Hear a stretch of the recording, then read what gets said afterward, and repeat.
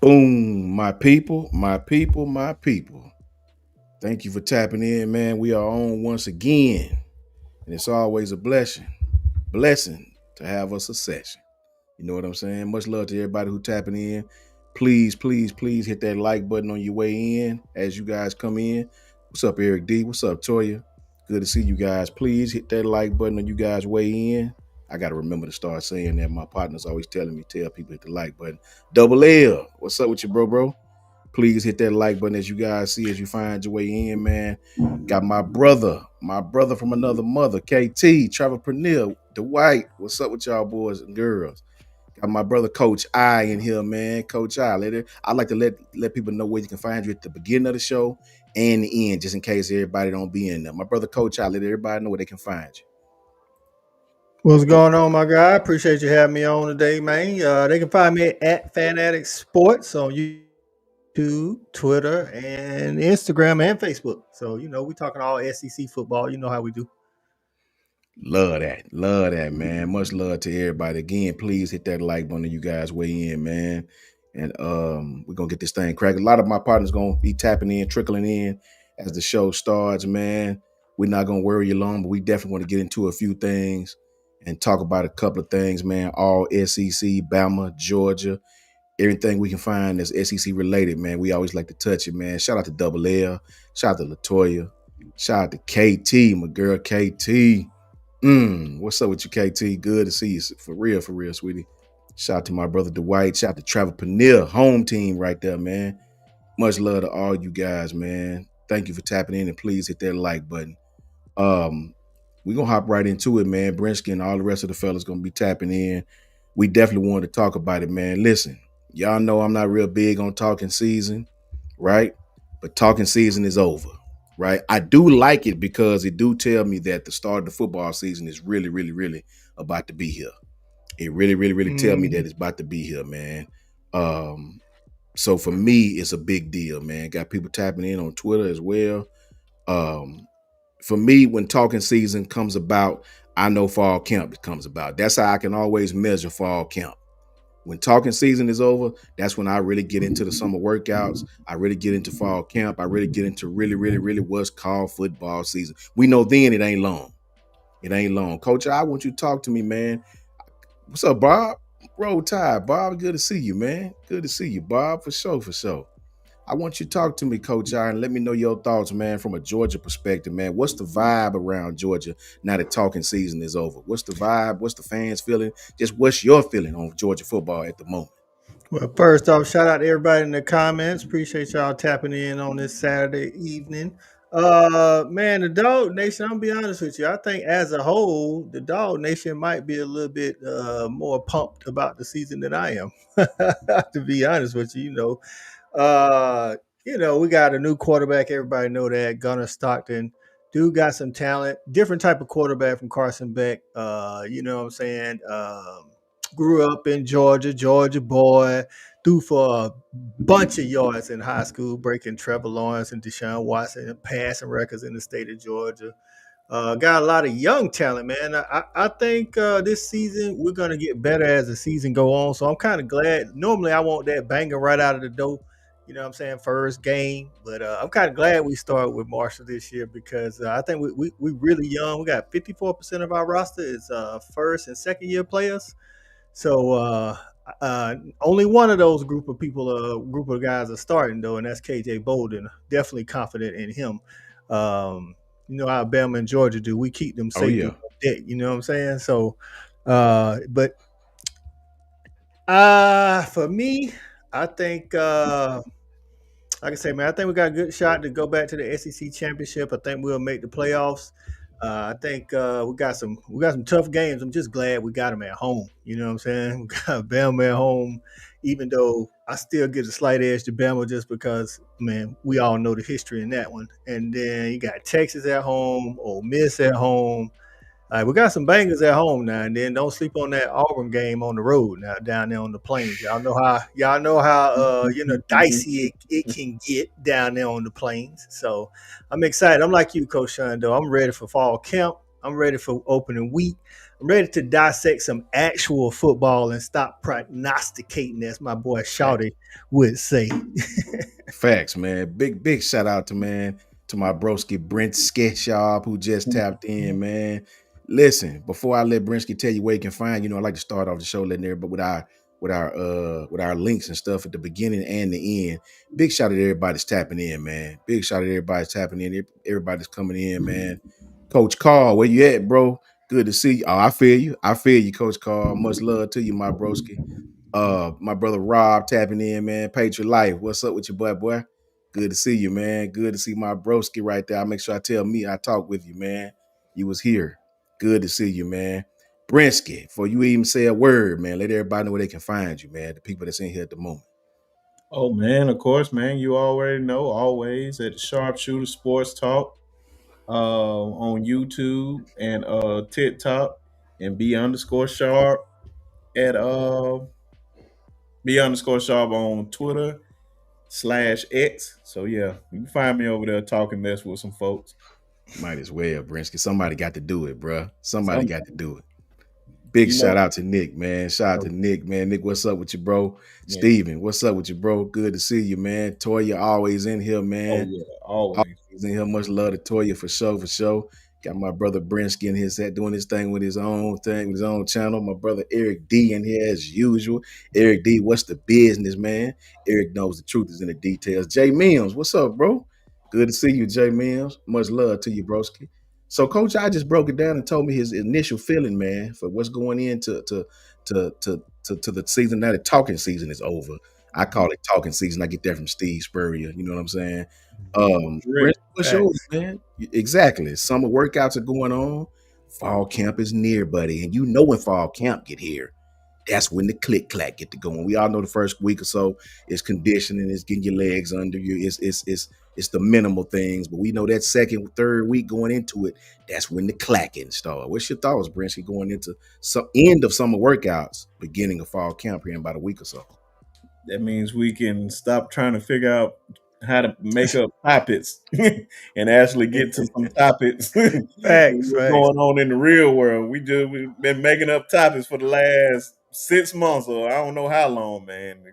You get tired of doing that and actually talk real football, real stuff that's going on, guys that's out there who not in shape, who not gonna be there, who gonna be on the hot seat, all these great things, man. I'm just ready to get back into it, man. Just to see the guys who going to emerge out. Really any team, like who's going to show up in camp, who's going to stand out. Hopefully, Lacier Brooks stands out the way he's going to stand out. Like Coach I said, KJ Bolden. That's one thing you ain't got to worry about him. He's a dog. I love KJ. Wish we got him, but yeah, man, just all those little things, just depth chart wise, for the most part. Cool. Bringing in my OG, my offensive OG, who I can talk Oh, any kind of ball with, my broski, my Jackson State broski, as a matter of oh, fact. You know what I'm saying? Bringing in my brother, Coach Ad. What's up, Fellas, Coach? what's What's What's going going hey, on, on? on? Coach? and Coach I. What's up, Coach Al? 2 times in 1 week. You don't know how to Man, listen, cutting Facts, the grass facts, out there. man. It cut the grass. Can't you smell it? It's Yeah, in the air. yeah. That time of year. It's that time of year, Coach I. Coach I, let me get yours. Coach I really gave us some good insight, man, on the feeling at Georgia, man. And it's sort of same as ours, man, right? Going into fall camp in about a week or two. Uh, right now, summer workouts ending. I always feel this feeling after talking season. I know when talking season come, I get jittery, but when talking season is over, that's when I really start feeling because I know we are near the end, buddy. How you feel, Coach I, with summer workouts wrapping up, fall camp about to begin? Well, Georgia. I live over in the metro, Facts. Atlanta. Yeah. Um, Georgia got a really quiet confidence about them this year, just like in Tuscaloosa, because a lot of people, they say, well, they got a new quarterback. Okay, but the DNA of that team is still the same. Facts. That's what everybody forget, and they loaded. Okay. Uh, but once they might have some skill at the wide receiver spot. Facts. Got depth at the tight end spot. Got help with running back. I mean, Stockton, all he has to do is just don't mess it up. Don't mess it up. That's my hope, Coach Al. That's my hope. Yeah, I mean, the guy's been there. I mean, he just didn't have any real game time experience, coach, in the Hmm. fire for a full season, and that's the always worry you get with a quarterback, first year starter in the SEC. Can he be consistent in practice day in day out? Can he stay focused? Can he continue to uh, grasp the nuance of what he's trying to do on the road? In the pressurized situation, not really the moment get too big for him. Can he be an SEC quarterback? Facts. That's Yes. what that's what can he make the throws in the tight windows because the good teams are not going to give you that much room to throw the Hmm. ball to a wide open guy. Can you make those throws? If he can do that in critical situations and they can run the ball, Georgia's a lot like us, really. That's what I think, Coach. I think that both teams got to establish the run for their first year quarterback early in the season, just so they can get comfortable with SEC speed. It take about 3 or 4 games or so. But both of those guys have been in the program for quite a while. Stockton has the advantage that he's been in the same system. Yeah. Tyler has a disadvantage in that he's still new to the DeBoer system somewhat, but he's not new to college football and the preparation it takes, the maturity that it takes. He's watched Milrow go through a lot of adversity, so he knows what that looks like. Okay, he's seen Bryce go through a lot of that Yeah. stuff. He's seen what quarterbacks go through, and especially so if you're the quarterback at University of Alabama, you're probably the third most popular guy in the state behind the governor and Nick Saban. A lot of pressure. That's That's real facts. talk. That's real talk. Facts, man. We all know, man, at this time that we lean on. I know us at Bama, we lean on Coach David Ballou. This is when he Yeah, come out. This is when the strength conditioning coach really, really get these kids in and break them down, man. Any unnecessary weight you picked up, since school has been out. This is when we try to get it off of you. This is really, really when your football team is being built before you start getting on pads and going into game plans and all that kind of stuff weeks down the road. You really got to get back in and hone your fundamentals, man. Get in shape, if you will. Caden Proctor kind of talked about it in his one-on-ones. And I read where this Coach DeBoer was talking about how this was going to be the toughest summer that he's given since he's been a coach. He was like, we really going to make it tough on these guys. Um, from a Georgia perspective, with these guys coming out the season that they had, man, what you think, Coach Al, about these summer workouts, man, really going into fall camp as far as the mindset? I heard what Kirby said during his SEC Media Day. Sounds so much like Coach Saban. Is ridiculous, right? It's right. crazy, man. He sounds so much like Coach Saban is ridiculous, right? Coach DeBoer is really just trying to find his footing, man. Really understand how the media work here in the SEC, and Kirby got all the right sayings, those little quotes and sayings, just like Coach Catchphrases. Saban. Yeah, the little Catchphrases. catchphrases, right? How do you feel, man, as far as the team really getting in shape with all these new starters that we gonna have on offense, all these guys that you guys gonna have on offense? How do you feel, man, as far as the mindset of going into a new season with all these new kids and what you guys should be looking for going into fall camp?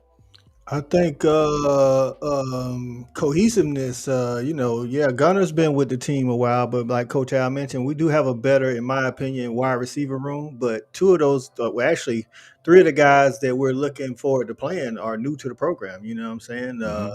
You got Noah Thomas from Texas A&M, you got Branch, and then I think personally, true freshman CJ Wiley gonna get a lot of time because snaps because he like 6'4". And if you in the Atlanta area, Coach Al probably seen him play or whatever. Dude's a monster. You know what I'm saying? So I think just trying to get that timing down. I'm pretty sure that's what they've been working on in summer workouts. But I'm interested to see that come to fruition in fall camp and then spill over into the season. And I mentioned Coach earlier. Coach Al said, these first couple of games is going to take some, some Facts. growing pains or whatever. And I was telling Sharp and Coach Sean, I'm kind of glad we do start with Marshall. You know what I'm saying? Yeah. We got Marshall, and then we got somebody else, and then we got Tennessee who replacing their quarterback. That's another thing about the SEC this year.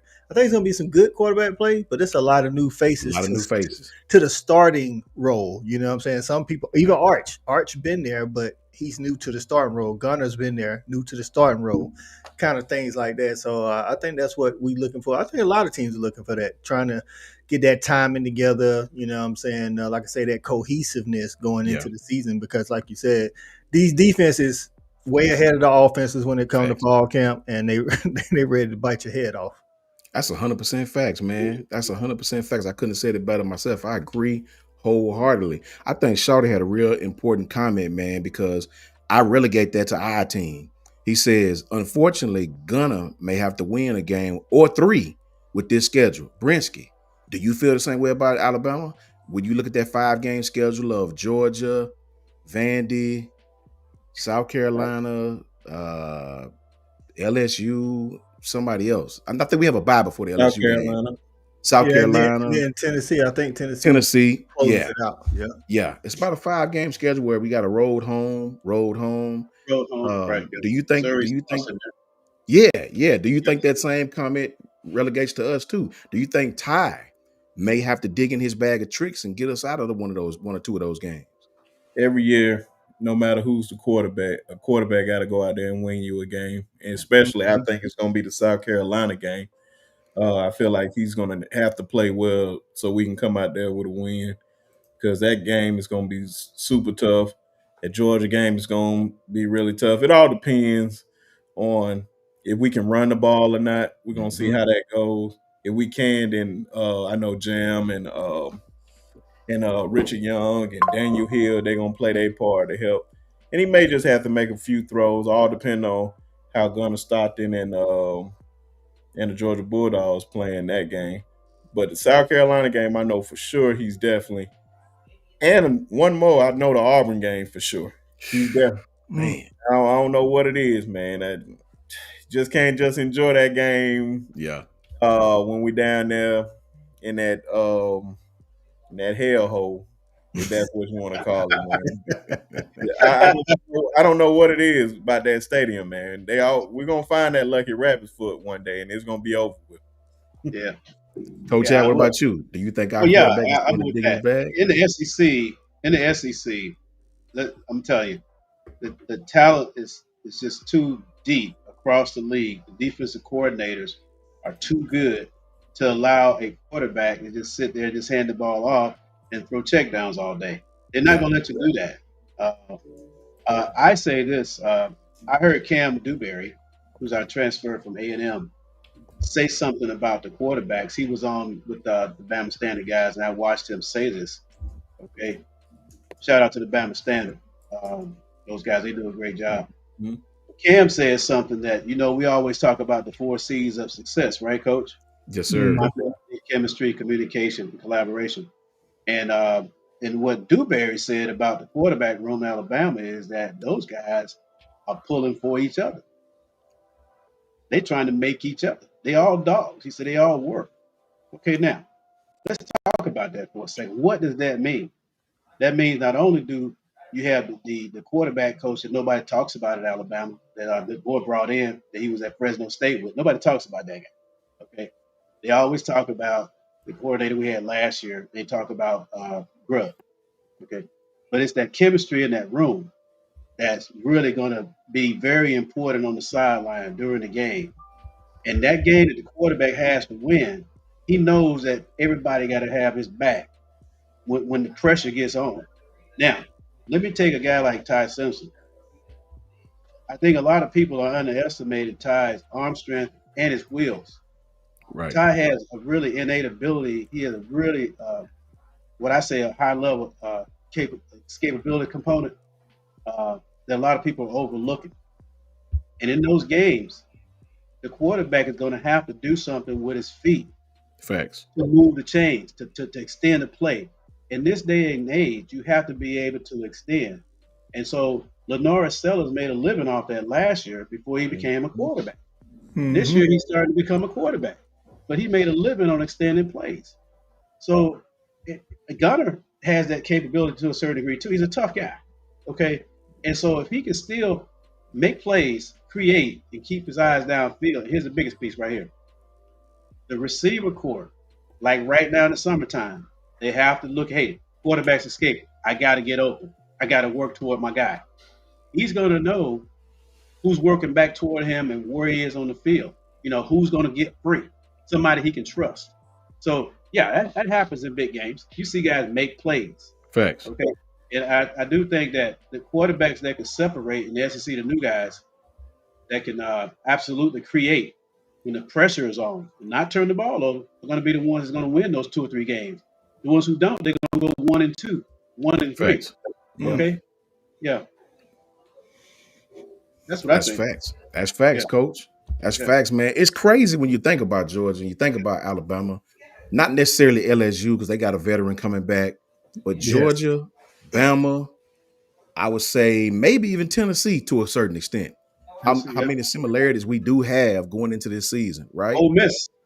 Ole Miss, yeah, Ole Miss. Even Mm. though that young man played a little bit, it's really crazy when you look at the similarities of how many defensive starters you got coming back on some of these teams, as opposed to what we had last year. Big shout out, man. Big shout out to my brother Patriot Life, man. Always setting it off, man. Much love to my boy Rob, man. Roll Tide to all the All-Star cast this evening. Good to see you all. Roll Tide. Rob, we appreciate you, my brother. Thank you so much as always, man. Make sure I tell me I always speak with you. I always tell her when I speak with you. Thank you, Rob. Roll Tide to you too, brother. For sure, for sure. What's up, Kimberly? For me, man, tell me, Coach, what side of the ball, or what I guess I say, whether it's coaching, whether it's position, whether it's a person, what part of Georgia football? Because I like to know this about Alabama football too, because it seems like we all got different things. What part of the Georgia football team do you feel good about right now that you're not really concerned that much about? You feel pretty good about where you were at last year. Maybe have some people coming back, maybe not. What part of the Georgia football team do you feel pretty confident about, pretty good about going into fall camp? Their linebacker room, I think, is definitely top. As a whole, the whole okay. room. The whole room. CJ Allen, of course, is the name that everybody knows. But to be honest with you, if I had to take one, I'd take Raylan Wilson, because Raylan's a little bit better in the pass coverage than CJ Allen. Now, CJ Allen, the dog in that box now, and along that line of scrimmage. And then behind them, man, you got Chris Cole. You seen flashes of him last year in the Texas game throughout the end of the season. And then Justin Williams. I mean, 3 years straight, Kirby done got the number one linebacker, outside of the 2026, but 2025, 24, and 23. I'm just glad some of them kids didn't hit the portal, to be honest with you. But that linebacker room is deep. So that's what I think. They were good last year, but I think they'll go to another level this year. And I like that because we're replacing 2 guys that's going to be playing on Sunday in that backfield, the defensive backfield, Starks and Dan Jackson. So Dan Jackson, yeah, we got KJ back there, but I think having that experienced group and talented group of linebackers is going to help out a lot. That's crazy that you say linebacker room. Brinsky, what you feel good about going into fall camp as far as Alabama concerned? The chat, put it in the chat. What you guys feel good about? If it's one position that you know we're going to be dogs at, which position is that for you? Well, you know what my concern was last year was that secondary. It's not that problem no more because Zabian got the money. Gonna have Bray back there. Keon coming back from injury. Zay Mincy right behind him. Ivan Taylor right behind him. Got Cam Calhoun. My favorite recruit from the last recruiting class by a hair. Dejon Lee. Yeah. I'm like, man, hey, what can I say, man? That secondary is loaded, and they only loaded up some more. So, man, that is definitely gonna be my favorite position group that I'm gonna see back there. But I know I'm really, really excited to see Dejon Lee because I know he's going to get playing time. I just want to see how he, when it's live action, how he's going to play because we seen through spring ball, man, he was just dominating. Facts. Like he was on all the highlights every time they made a video. So, man, definitely can't wait to see those boys ball out. What about you, Coach Al? It's got to be a position, coaches, anything. What do you feel pretty good about going into the fall camp as far as Alabama concerned?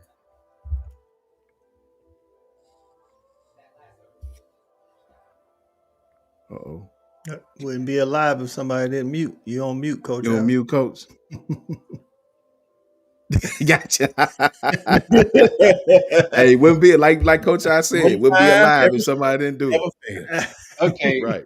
Never I'll fails, holler bro. at me in the green room after the show. Okay.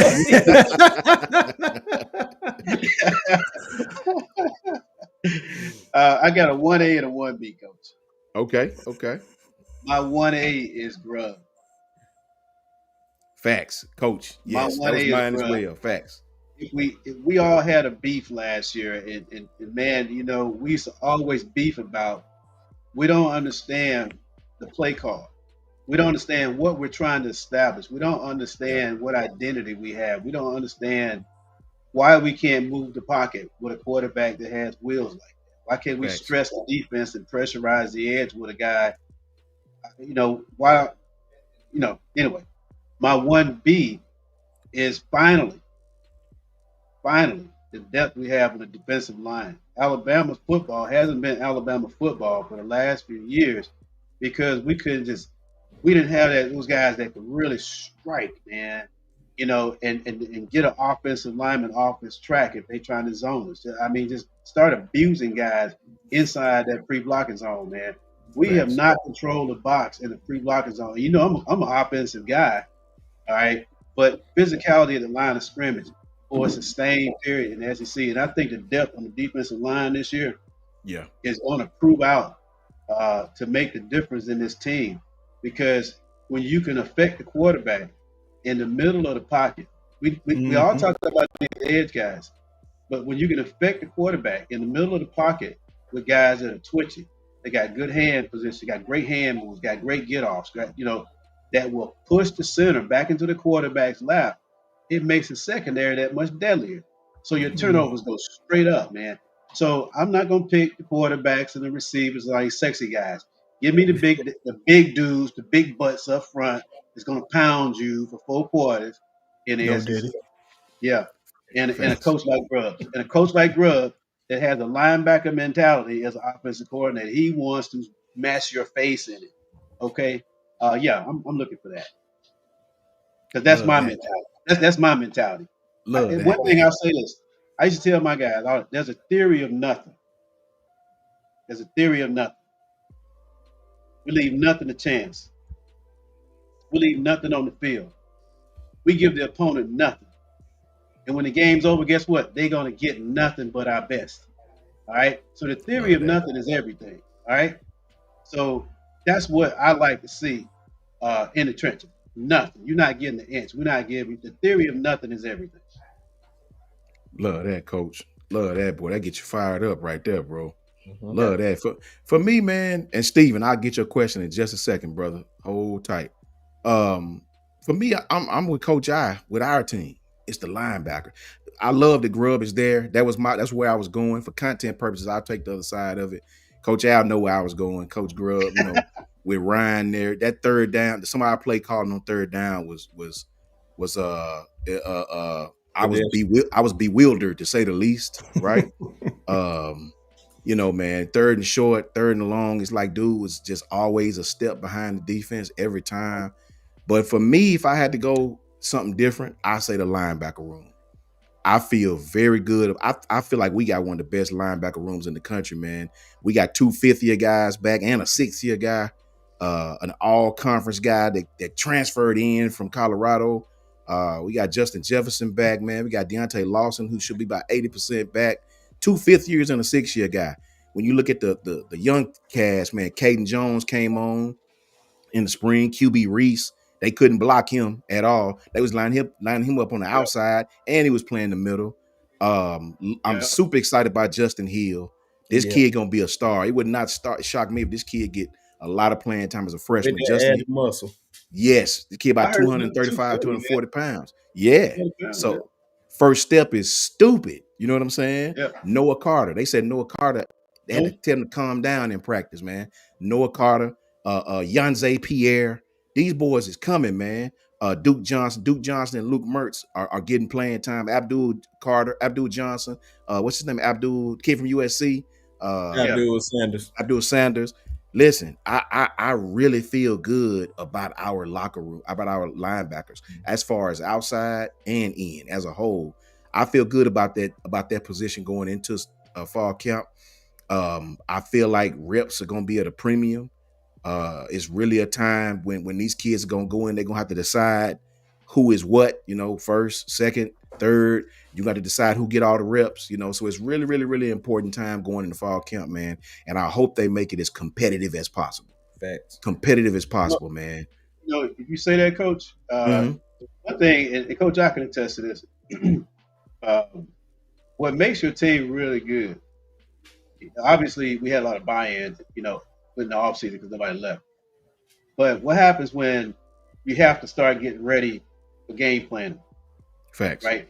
So you're only going to pay, so many guys that you can prepare for game planning on either side of the ball. The rest Hmm. of the guys going to go to the scout team, and they got to buy in and say, okay, can you imagine the pressure you're going to get from guys like QB Reese, and Caden Jones, Luke Metz, those guys at the line? Nothing's going to drop off. The intensity in the practices are going to make the Yep. other guys better because they know that if one guy slipped, they're going to be right there. They're going to be ready to go. If you can keep the buy-in and the chemistry together right there, that's what I'm excited about. A lot of people, we talk about this because we all been around ball for a long time. You know how hard it is in practice to sustain a good scrimmage when you don't Yeah. have guys across giving you a good look, man. Facts. Uh, the preparation is everything, and that's where the reps come in. Like you say, reps are going to be critical. So good reps makes us better. Yeah. All facts, man. All facts. And Steven had a question for us, guys. But first, shout out to Kimberly, man. Shout out to Kimberly. Much love to Kimberly, always in the chat, man. Shout out to Kanafi. Shout out to Mimi. Good to see you, Mimi. Roll tide to you. Steven is in here. I'm gonna get your question right now, Steven. Shout out to Chris from New Jersey. That's my brother Chris, man. One of the best callers ever, man. Much love, Chris, He is. man. Good Yeah. to see you, brother. Good to see you, man. So, um, transitioning, man, Steven wanted to know, man. He wanted to know, uh, give our thoughts on the team buying in together. Steven, I'll make it short and simple for you, my brother. When I heard several interviews from the team, this is the first time I've heard this in several years. The locker room is policing itself. It's no more coaches having to get on the players. It's actually player led, right? Back when our receiver coach Shep really cursed out the receivers, really got at them real bad, right? You really couldn't do that the first year. You gotta kind of walk on eggshells, right? Nobody transferred out, right? And the players are actually getting at each other. They're holding each other accountable. That's always a good sign for football. Trust me. In this sport, when you got such a huge locker room, that's always a good sign. So I do believe they're buying in. Because Steven, at the end of the day, I know during the season we all get upset at the losses, but when you really look at the regular season, we won 9 out of 12 with a first year coach, man. We had 12 games, we won 9 of them, right? We got beat by two teams. One team that made the playoff, two teams that shouldn't have beat us. Shouldn't have beat us, right? Those kind of losses are wake-up calls. You need those kind of losses. You need those kind of losses to really let you understand you got to take it serious. There is no such thing as a small game. If you think it's a small game, try losing. Try losing in one of these small games. It'll be the biggest game of the year. You know what I mean? Hmm.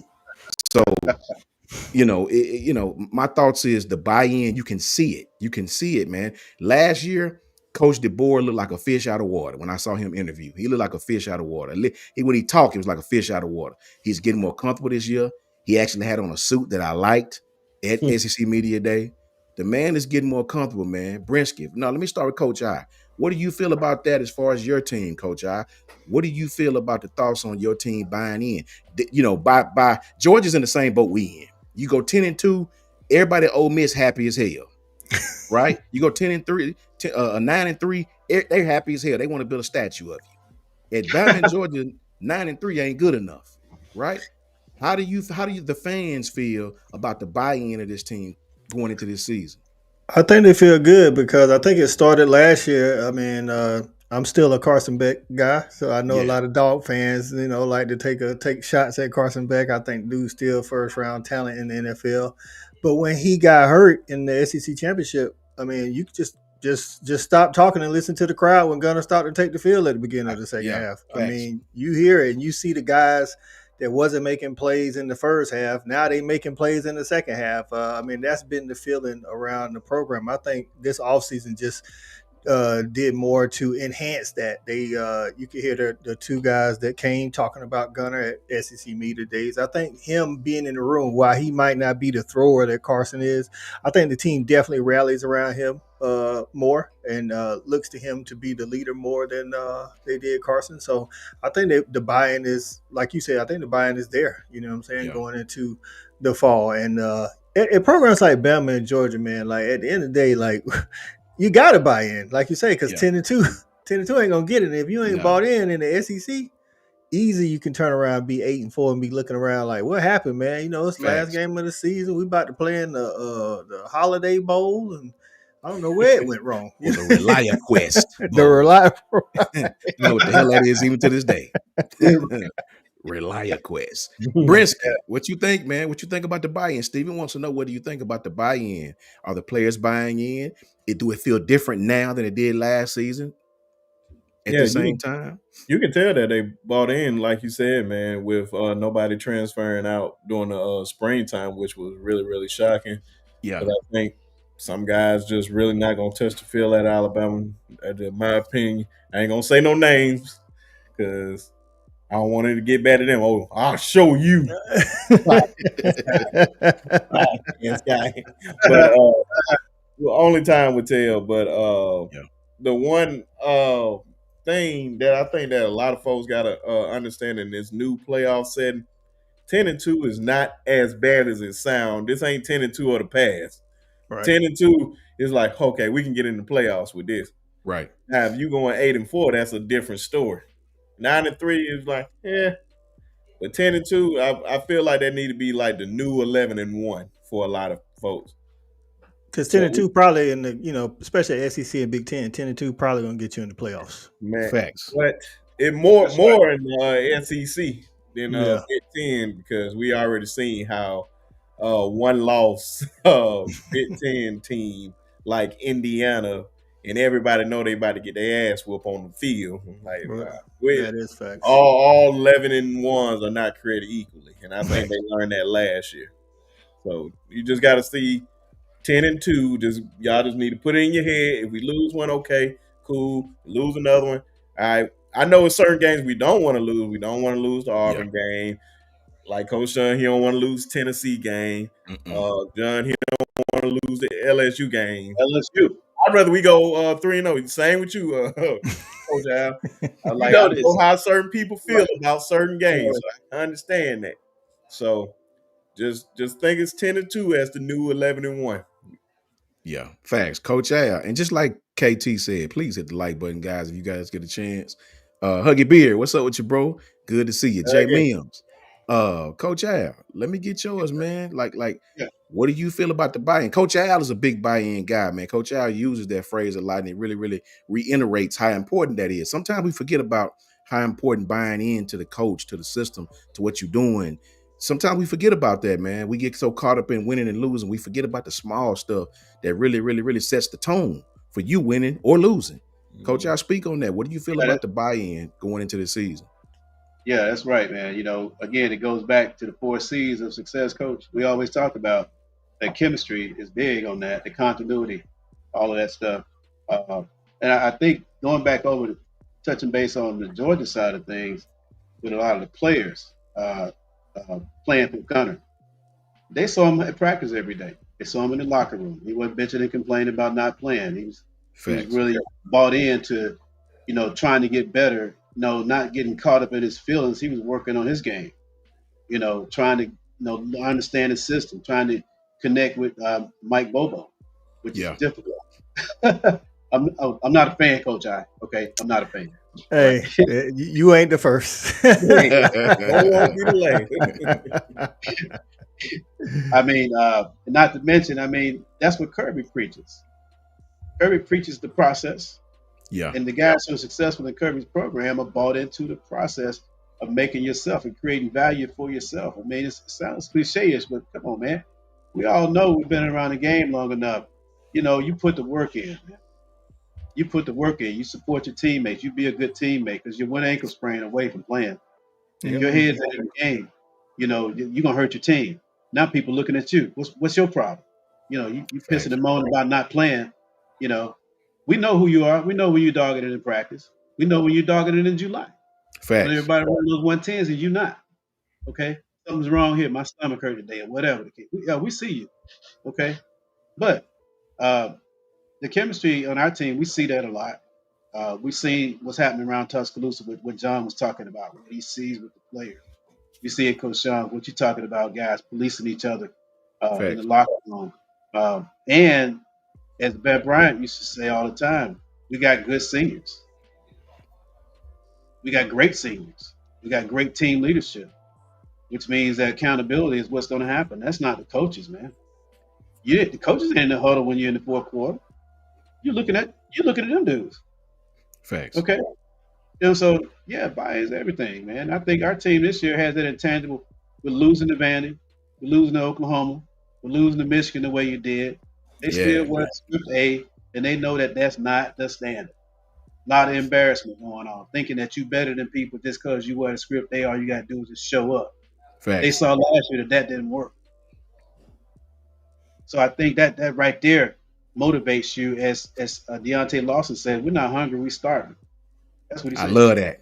Love Right. that, man. To piggyback on Coach Al, man, that buy-in, I'm gonna be honest with you, and we all been around players or in the program where if you starting, it's kind of easier to buy in than if you the second string or the third string, like a Gunner Stockton. You know what I'm Facts. saying? Like some of these guys that come in heralded off the recruiting trail being 5 stars. You got to be bought in to giving that good look that Coach Al was talking about earlier, because if you don't get no good look in practice, it's going to be terrible for you on the game, because you can have an inflated, self-confidence because you're Facts. doing people in practice all easy because they're not giving you a good look. Trust and believe that next team, that team on Saturday, they're going to give you the best look that they can give you. So Mhm. it's like you got to be bought in as a player. And I mean, I get it. It's the NIL era. If I don't play, I'm going to hit the portal. Like, Yeah. you got to be bought into development. You know what I mean? Because Yeah. You got to be, man. it ain't going. It don't matter what your measurables are, but you got to come in and get developed and learn how to actually play football. Because believe it or not, man, it ain't hard. You know what I'm saying? A lot of people make it hard. It ain't hard. Put some effort out there. You know what I'm saying? Give it all you got. And I'm telling you, when you're working cohesive as a unit, you bought into the team's mentality, everything will pay off. That's Classic 100% example. facts. 100% Remember, facts. remember when J-Mo and Mechie went out against Georgia and the Yeah. freshman came in? He's bitching and moaning about not playing. And he Then you wasn't play. ready. Then you play and drop all them damn passes. He But wasn't ready. because he wasn't That's ready at Wasn't practice, he ready. classic think he's example right there. right in That's practice. He like, well, that's I ain't gonna play no way, so I'm Yep. looking to transfer. I'm looking to do this. Next thing you know, it's time for him to step up. And then we that's saw a what great. happened. We saw Go what ahead. happened. We saw what happened. He wasn't ready. He wasn't bought in. That's what Mhm. not buying in gets you right there. Yep. How But you about know this? what? How about this for buy in? How about second and 26? That's where I was going. That's Devontae what was ready. Oh, Alex That- Go Leatherwood back was to ready. next year when Jalen comes Najee in. was ready. How about that? Think How about the about when buy-in Jalen? for Tua. Think about the buy-in That's for what I'm saying. Tua. Tua. Tua. Like all year, Hurts was Yeah, the starter. You know what I'm saying? second and But Tua 26. had to buy in and be ready and be that's prepared. exactly Because where I was going. if he wasn't bought in, Nick Saban could have made the change, but it wouldn't have helped. You know what I'm Facts. saying? So Right. you got. I mean, Gunner, coming in the SEC championship last year. If he's like, oh man, it's my third year. I ain't played yet. I'm Got to I'm come just in waiting for this. balling. Right, I'm just ready for this game to be over so I can hit the portal type stuff. No, it's like, hey, dog, you up? Like no notice or nothing. You up? Like let's go. We went from first team, second team All Americans, and then we went freshmen in the second half. That turned out to be some of the best players to ever play at Alabama, from It's Jerry fact. Judy to Henry Ruggs to Devontae Smith, Alex Leatherwood playing Alex tackle. Leatherwood. Then you go Najee back there. Then you got two on Najee, the right? other side. That's right. That was like, man, the buy-in was right then and there. That shows you two tails. One of them, and both times we were playing Georgia. That's facts, That's right. man. Yep, that's for real. That's facts. You got to be ready, man. You got to Good be ready. question. Good question. You know what I'm saying? That to me cannot be overblown or overstated, right? I think you have to overstand that, not even understand that. When you I like that. when you practicing, man, and it happens to young players all the time, man. You start to get through going through the motions, oh well, right? Then the start to get hurt. Now you up. Now you're panicking because you really didn't pay attention like you're supposed to, Mm-hmm. right? You got to practice every one of those reps as if it's yours, as if it's gonna be Yep. yours, because you never know when it's gonna be yours. For real, man. Patriot Life. Did anyone see where Peyton Manning's son is enrolling at Baylor School here in Chattanooga? I thought that was interesting. Was he playing ball, Patriot Life? Is he playing? I didn't know Peyton Okay. had a son that old. I didn't think he was. I knew he had a son. I didn't think he was old enough to be like high school age High yet. school. Yeah, He yeah. graduated in I think I seen 2030. Okay. Okay, so I think that's he. he in maybe Eighth I think he grade. about to be his freshman year. Okay, No, or eighth grade. I don't know. that might be Eighth grade. eighth, seventh, eighth grade, something like that. Seven, eighth grade. 2030 is eighth grade. That's my son. Yeah, Eighth grade. 2030. Eighth Okay, grade. Yeah. cool. Eighth grade. Yeah. Shout out to But Gil. if you're good enough, when you're in that, well, I know in South Carolina, when you're in the eighth grade, you can play varsity sports if you're good enough. But Right. I haven't seen Peyton's son play or anything. I didn't even know he was in eighth grade. Look, Shawty said, I love the fact that the team likes Gunner and he tough, but damn it, I need him to make plays. Yeah, you're Hey, right. 2 games, man. Give him some time, man. Dog. and look, I will say this, bro. If Ty had came in against Texas and played like Gunner played, hey man, I might be okay. Because you know what I'm saying? Because that's his first start, man. He came, sure, Notre Dame had some film on him. They knew how to mix up the blitzes. They knew how to come to the line of scrimmage and back away and bail on him. And in what was it, a week or 2 weeks or whatever it was, practice. Yeah. To be honest, I wasn't even mad at his performance in Notre Dame. Would I have liked him to do win the game? Yeah, push the ball downfield more. But when you think about it, man, between him and Carson and I, we said this on the dog show the other night. Like for both of them, we didn't give him a running game all season. We didn't give him a That's running right. game in the Notre Dame Facts. game. We didn't give him right. no receivers that could catch the ball. We I didn't was give just him about to say that. no receivers that could block on the end to have some explosive plays in the run game. Our offensive line played like crap. You know what I'm saying? It's like then we ask these guys to win the game. It's like that goes to buy-in too. Like, come on, man. Like, what we doing out here? Get a dude some help. So I feel like we're gonna have some pieces around him. And I just like, hey, Coach Al, I know what you feel about Bobo. Listen, hey, one of my old classmates, he played while I was there.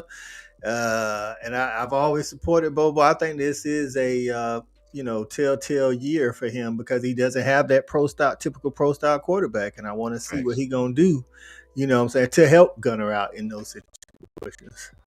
Yeah, it's a critical year for Bobo because he has some skill at the wide receiver, Yeah. and he got lucky. He got lucky in Delpit tight end. He got some guys that can, he got 2 good tight ends. He got a stud running back. You bringing back some good O-line as always, man. If those guys can stay together and stay healthy. That's the key.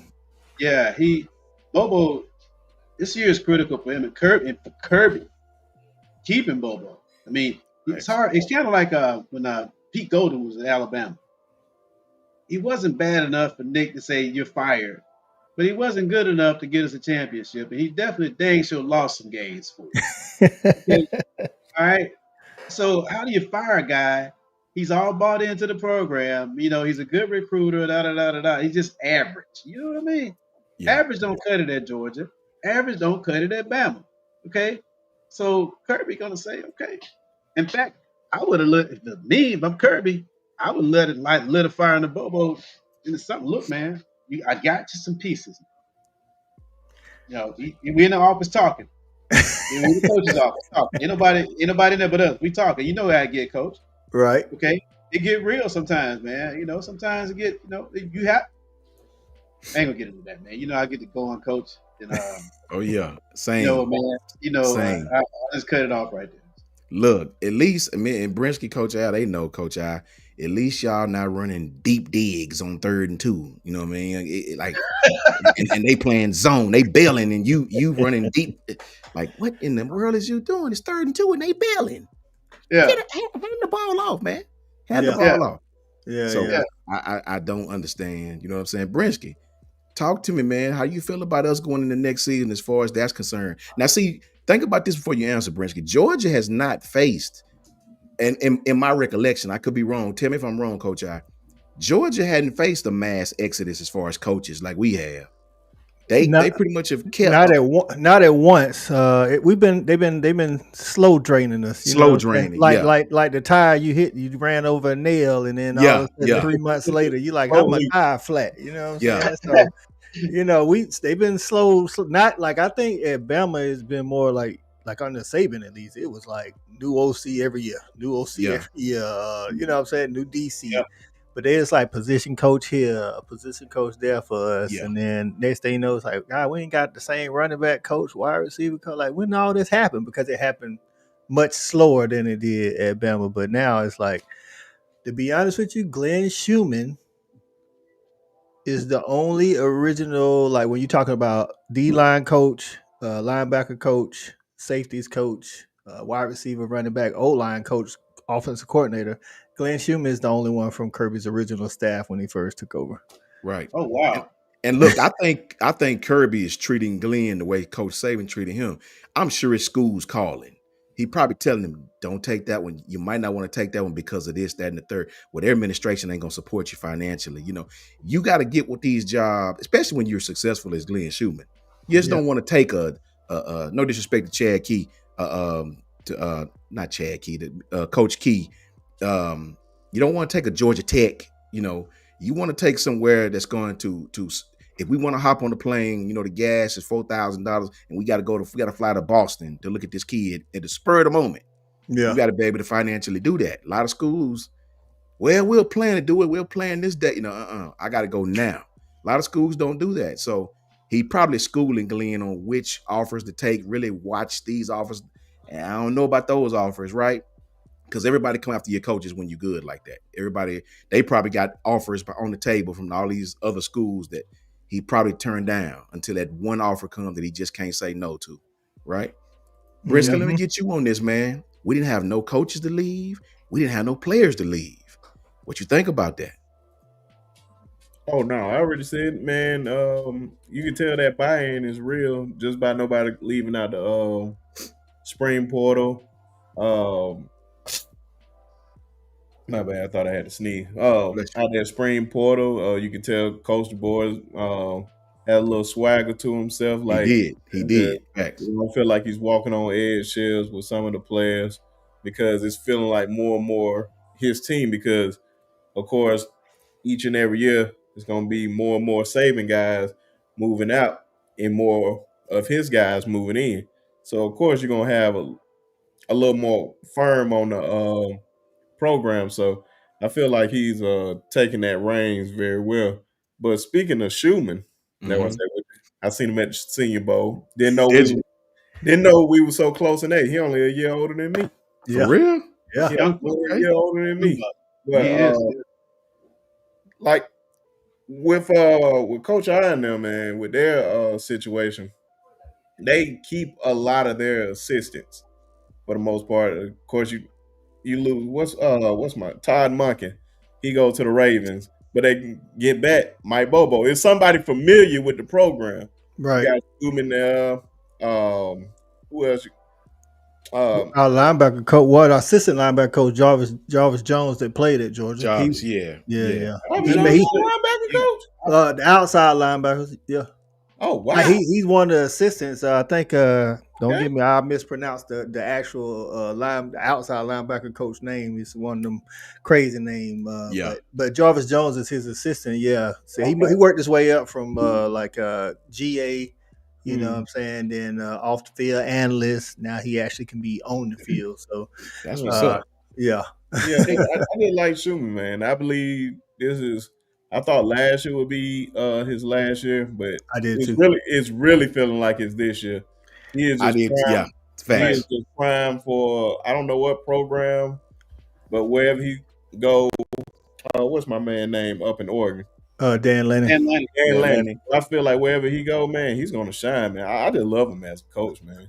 I think Hey, it's gonna be kind of like what Coach Sean said. It's gonna be a program with resources. You know what I'm Yeah, Fact. saying? it has to. That's because he's watched Kirby and like he was with Kirby when Kirby was at Bama, and he watched Saban have everything that he needed. Now he at Georgia, he watching Kirby have everything he needs. So I don't think it would be.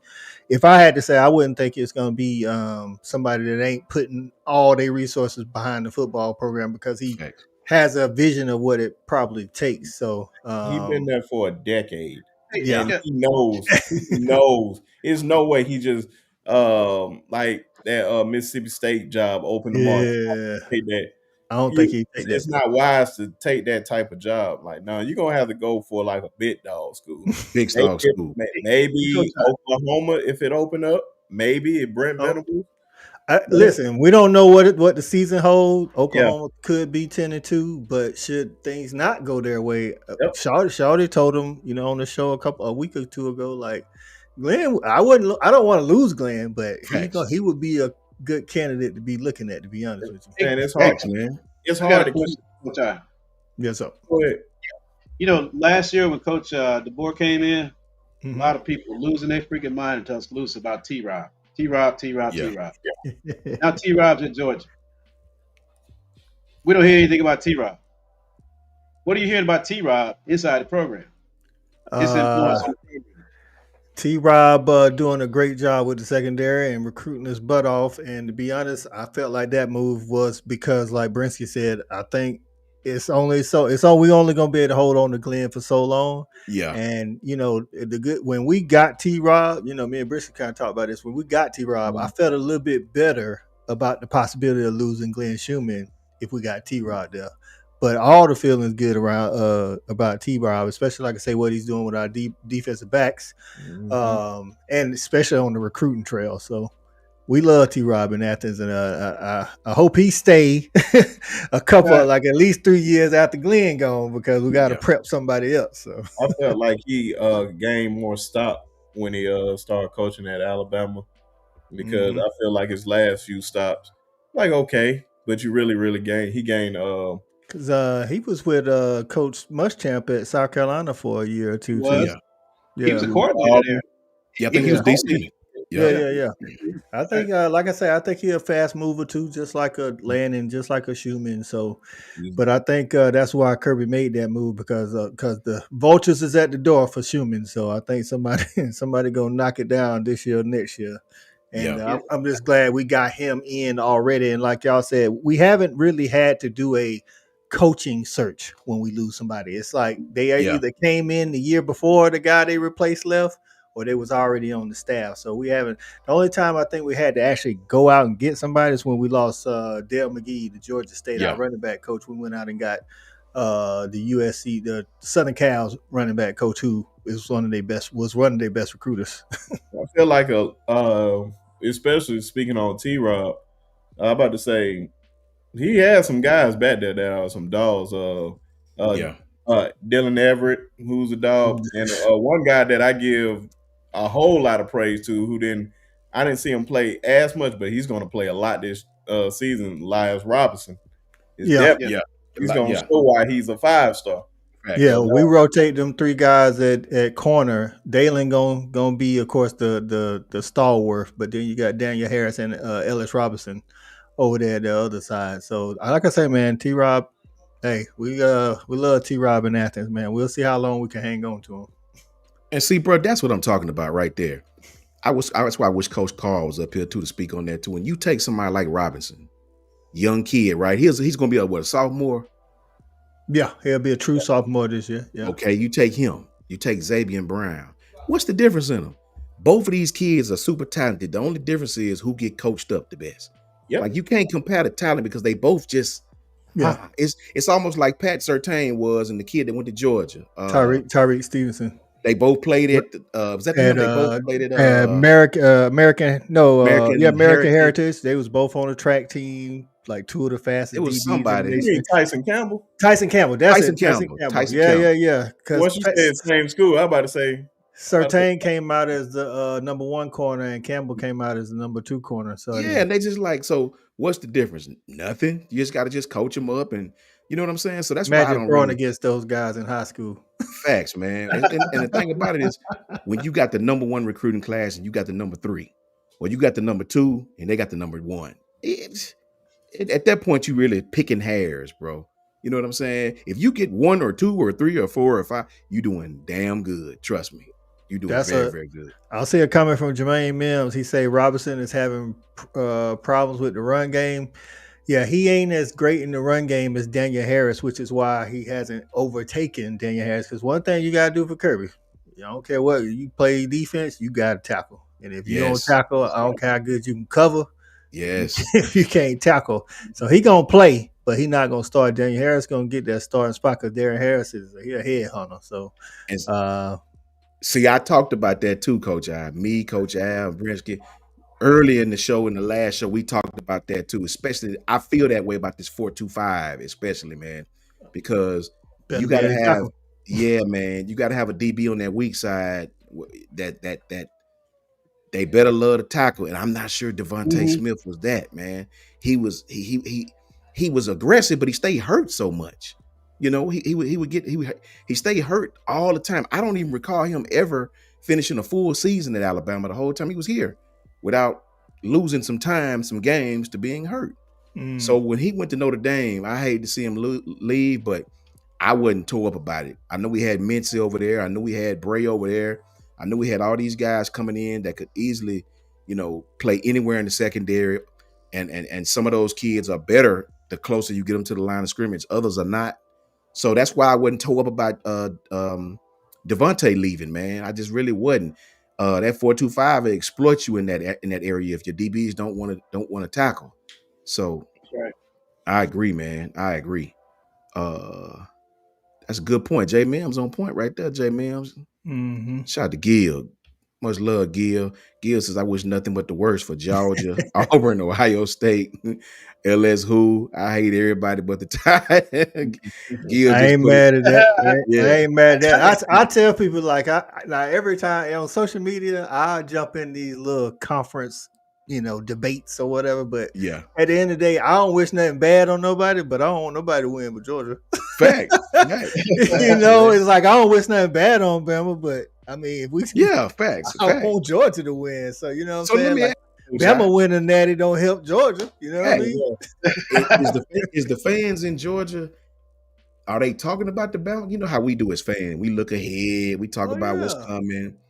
I know our fans are talking about the Georgia going to Athens. That's a big thing right now. Yeah, it's almost. I mean, it ain't a must win to get in the playoffs or the SEC championship, but Right. it's a must win because we tired of losing to y'all. Because look, our fans will hang their hat on that win. They will. I'm like, We beat dog. Georgia. It's all that matters. Right. I'm like, God, y'all. I'm like, come on, man. Like, yes, I know we the biggest threat to y'all. You know what I'm saying, being the big dog. But come on, man, you got 11 other games on the schedule. We ain't Auburn. I'm totally opposite of that. Brisky will tell you, bro. I don't brag on the Georgia game and to ask me why. I respect it and I love it. But the reason why Coach Brisky, and they Brisky know, I don't brag on the Georgia game because 7 short days later, we got our chin knocked off by some phlebotomists up in Nashville. You know what I'm saying? That's all I can tell you, bro. I can't enjoy that game if we losing to phlebotomists. You know what I'm saying? Speak on it, Brinsky. I want to know what B Sharp got to say. What do you want me to speak on? You just want me to speak on that? You know how our fans do. We beat Oh yeah, Georgia. man. I always thought that, man. You don't even hear me. I just say it like, oh man, we beat y'all. That's about it. But I don't just randomly just bring it up because that's something that second tier teams do, like Auburn. I wouldn't call them second tier, like third tier. Like, oh, we beat y'all. So, like when they beat us those 6 straight years, what do they got to show for? Oh, we was undefeated. But what did you get? A Sugar Bowl trophy? No national championships out that whole time. I want the national championship. That's what I want to brag about. Facts, man. Right. That's what I want to brag about. Georgia and hold they had on. That's what Michigan, Ohio State, us, Clemson, teams that have won in that time period, nobody care. I guarantee you, like Ohio State, if you ask Ohio State fans last year, since they won last year, will they take the win in Michigan and not win the national championship, or take that loss to Michigan, even though it hurt, Right. win the And national win the national championship? championship. I'm Because gonna take we it. did it. I'm We gonna take done it it. one further, Brinsky. I'm like, we had a lot of people, Georgia people, like, we got beat Bama, got beat Bama. I'm like, yeah, we lost to Bama, but we won the SEC. It's like, hey, unless Bama turns around and win the Natty on top of our SEC, Exactly, right? I'm gonna take if we beat Bama and then we don't win the SEC. I'm not taking that. I want this is about what you turn around, you see in that trophy case, man. We win it. Man, Like, listen, Right. man, That's the, right. the whole thing, when you look at that season, the year we was probably like number one throughout the whole year when it was was it Minka and them last year when we beat y'all in the national championship. That whole year we pretty much won every game besides that Auburn game. Then Yeah. we go on to win the national championship, of course. But Jalen Hurts made a bet with Charles Barkley that he had to wear an Auburn jersey. And what do he have? He said, "Oh, I got to make it to class." What's in his backpack? The national championship trophy. Hey. Who cares if you beat us? I do not care at that point. Yeah, me either, What's bro. gonna say? "Oh, you beat us. Congratulations." I'm gonna still hold his trophy. Right. Yeah, That's- it that's- hurts worse, man. Not That's to- as a coach, we know that's what it's about. It's Yeah. about them W's. You know what I'm About them saying? It's Ws. about the Yeah. W's and that championships. And when you get the championship, ain't nothing you can really say. Like, I want to say something about Ohio State losing to Michigan last year, not winning the Big Ten last year, but they got a national championship. Like, what am I say Man. to them? You know what I'm saying? Man, listen, man. I'm telling you, stats and everything, bro. You can back up your stats. It's just like Dan Marino and Joe Montana. Dan Marino may have the best stats, but Right. guess who got them rings at the end of the day? Who we talking about at the end of the day? At the end of the day, it's all about winning the big game. I don't Right. care if you went out there and threw 500 and some odd yards in the Super Bowl, threw 6 touchdowns, and ran for 3 more. If you lose and you don't have the ring, you just got some nice stats. What does that mean? Too many Nothing. people worry about stats too much and not worried about winning. I just want to win. That is it. I don't care if we don't have no Heisman Trophy winner. I don't care if we have no Belinda Cup Award winner. I don't care Jim Thorpe, the coaches, what's the Boyers, Ryan Broyles. None of them. None None of them. I don't want none of that. Give me None the of 'em. national championship trophy. That's the That's only me. thing that matters to me. Right. I'm That's with me. Brinsky wholeheartedly, 100%.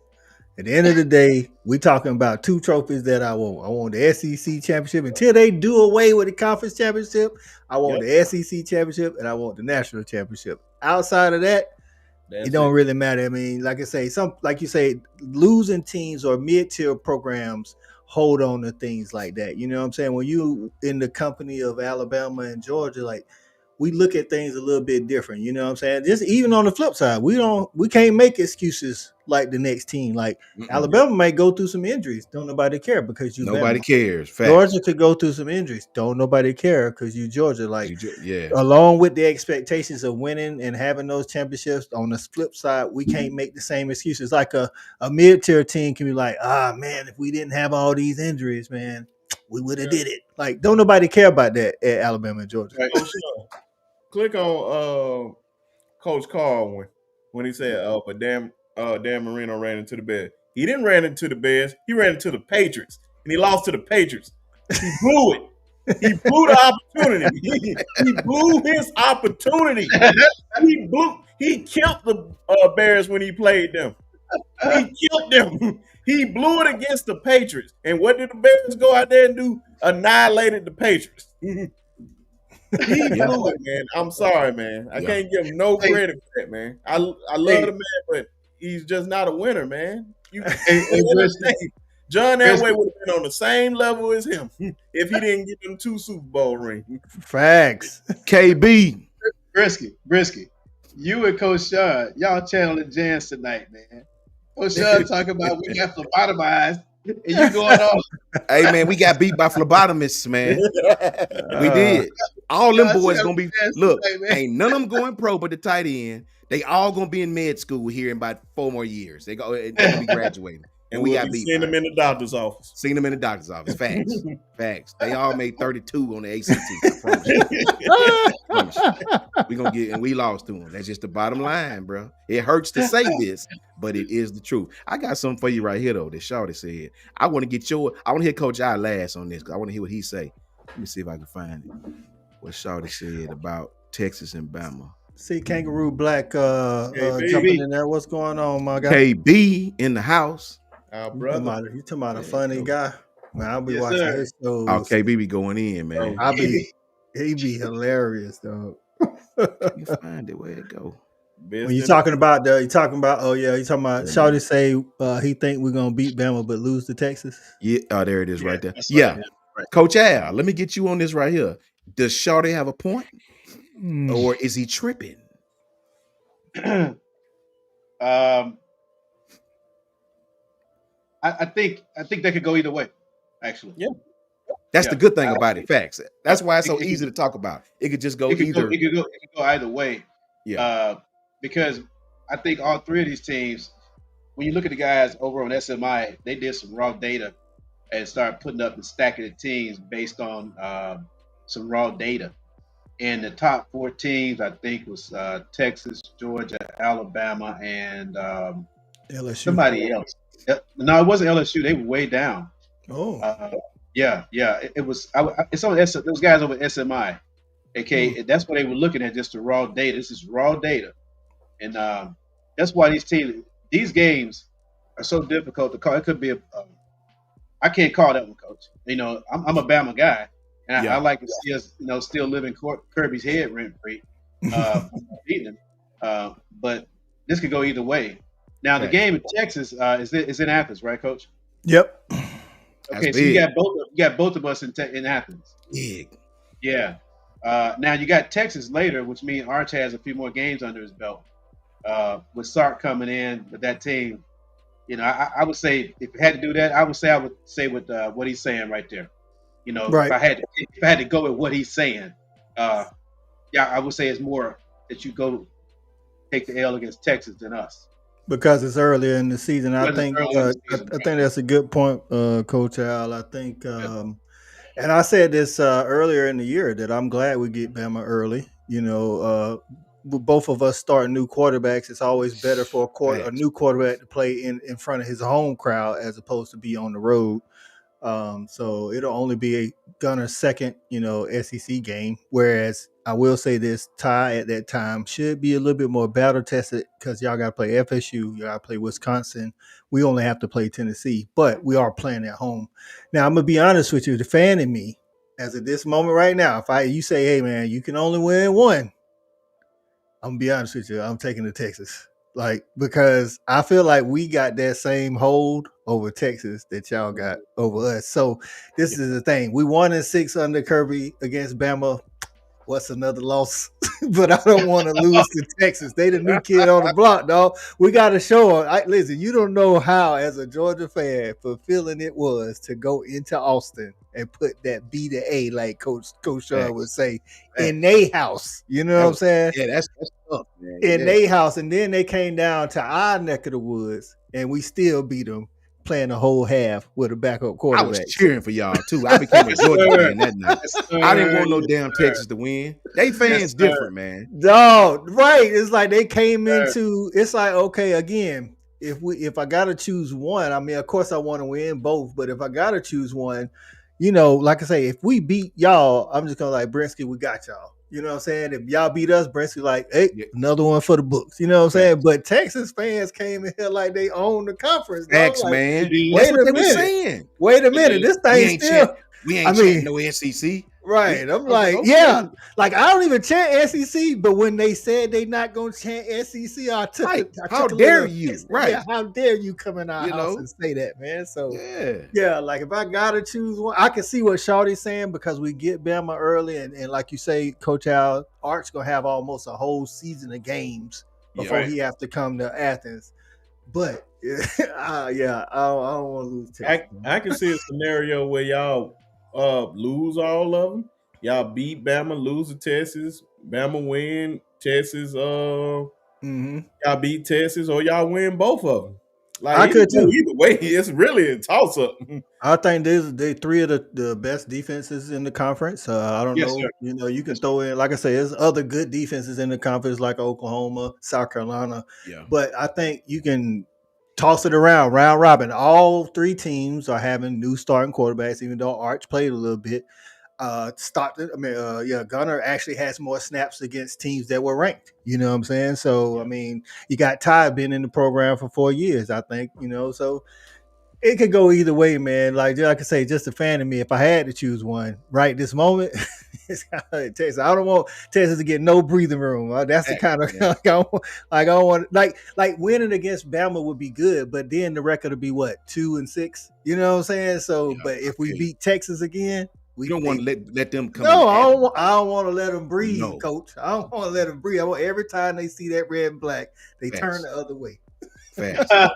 Yeah. Trevor Peniel, what about this, Coach Al, on you? He says, can Tennessee beat Georgia? I don't think so without that No, without no, quarterback. I don't no. think so. They I got the think Georgia home gonna field advantage, but that about put it. their asses. I think so. Tennessee got a good defense. I like their DBs, but they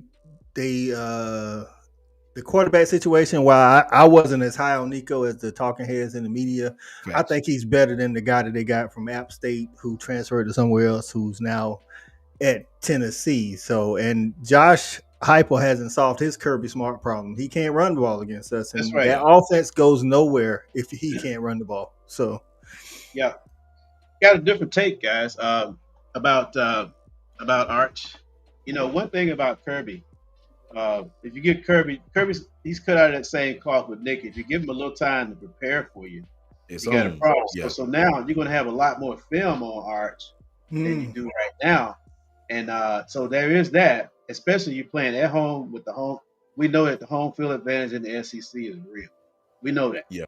And you playing against a high caliber team like Georgia. If they come to that game healthy and carry some momentum into that game, uh, you're going to have a lot more time to prepare for Arch and what that's a Arch good can take. do, what That's a good yeah, take. what he does, his weaknesses and everything. So, I mean, it's likely, like Brinsky just said it, man. It's likely you guys can win both of them. That's You're a at home. fact. Yeah. You're at home.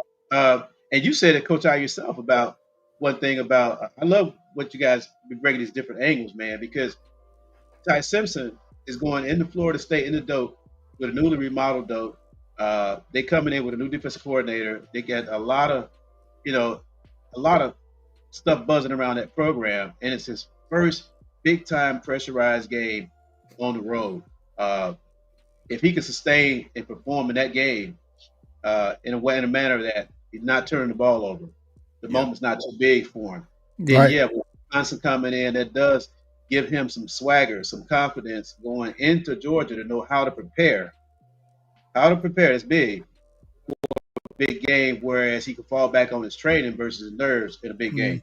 Yep. Uh, yeah. And the one thing here it is right here. It's the top four teams in the analytics from SMI guys were Texas, Georgia, Oregon, and Alabama in that order. In Gotcha.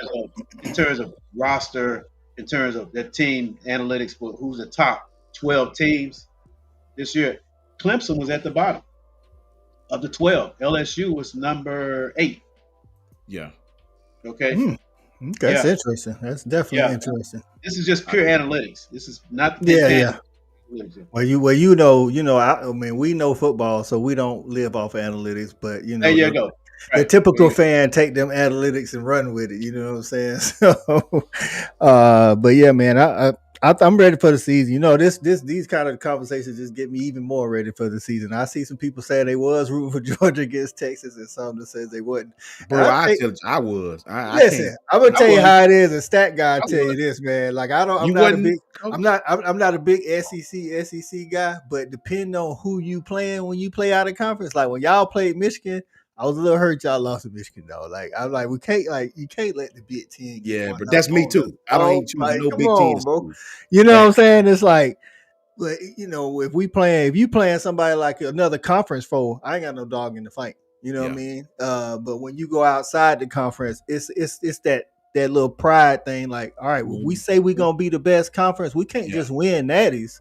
We Yeah. got to show them on the field when we in the Rely Quest Bowl season. or the Holiday Bowl or whatever bowl. Like we gotta, like Mississippi State can't go losing to Northwestern. Like, come on, Yeah, State, man. you know, like especially that no Big Ten school, especially a Big Yeah, Ten man. school, dog. Like we already at odds with those See, guys. bro, I will become a fan of any SEC school if they're playing any out of conference school. That's just me though. I'm not so blinded by Bama to where I'm not going. I don't want to.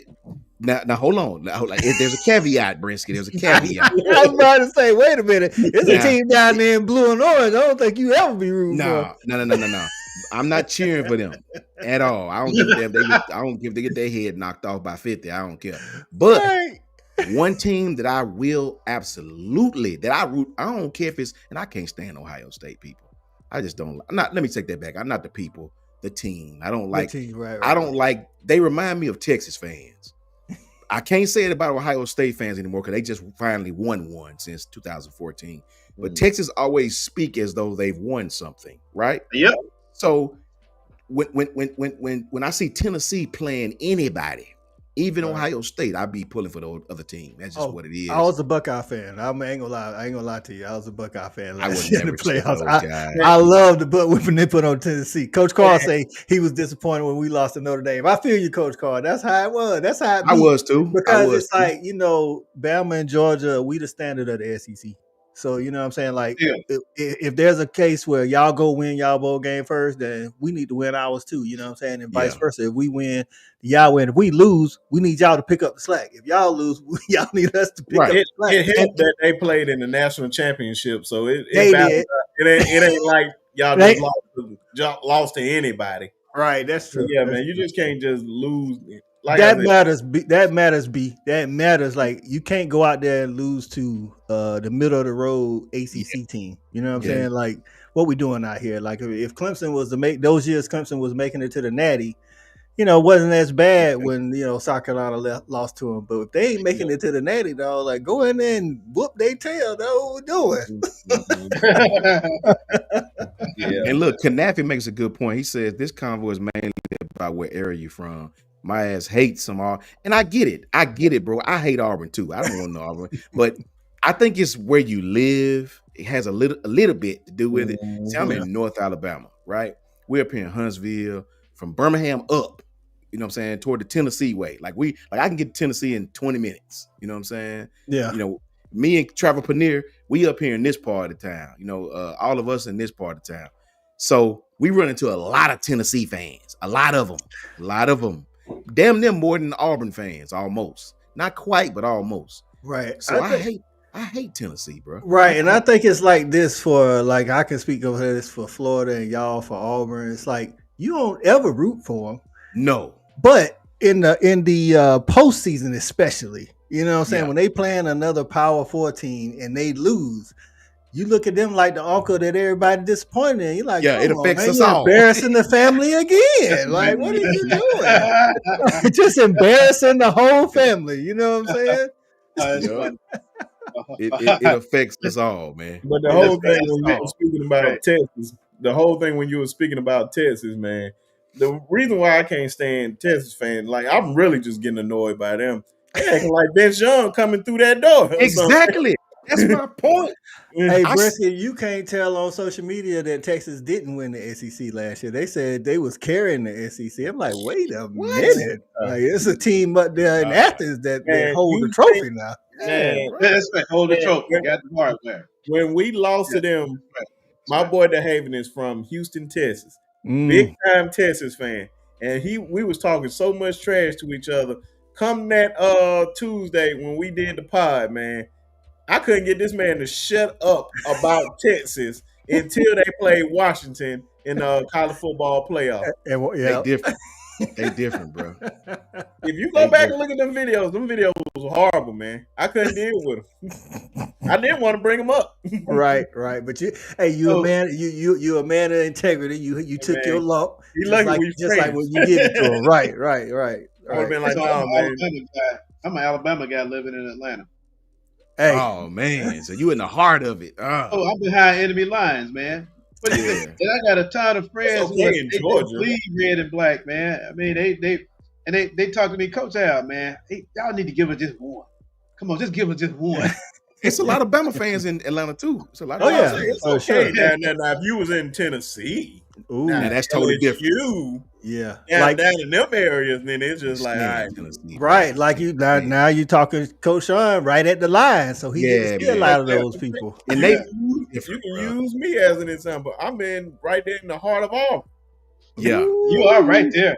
Yeah. You can't even go to the grocery store without seeing blue and Man, they orange. literally have a whole store in Walmart dedicated to Auburn. You probably got a little section over here for Alabama, a little section. If you blink, Imagine, you're literally walking past. come on, like Clemson ain't nothing but like 45 minutes from Georgia, and I Yeah. stay right That's in right. the thick of things, you know. That's So right, when Coach. when they was going through their championship run, I had to see and hear it. You saw more stickers and flags popping up than anything, and I'm like, Yeah. here we go. Yeah. You know what I'm saying? They were beside Man, themselves. Yeah, it's like I go Tennessee to is like Academy that Sports too. over here, man. That's all they got is you red and black. Oh yeah. Let's see it. No, Hey, they ain't Coach Al, we let Georgia Tech fans know that all the time. We say we got more billboards in your city than you do. That's right. That's right. No kidding. No joke. You go to Academy, I don't even see tech stuff. I don't even see it. Go to Academy Sports, all you see is Atlanta Braves and Georgia Bulldogs. That's it. yeah. Only time you see No, you Georgia see the Tech Falcons. stuff, boy, if you right Yeah. by their campus, that's it. Yeah. I think, hey, Brisket, I think the varsity restaurant right down the street from campus got a bigger Georgia flag than they do Georgia Tech.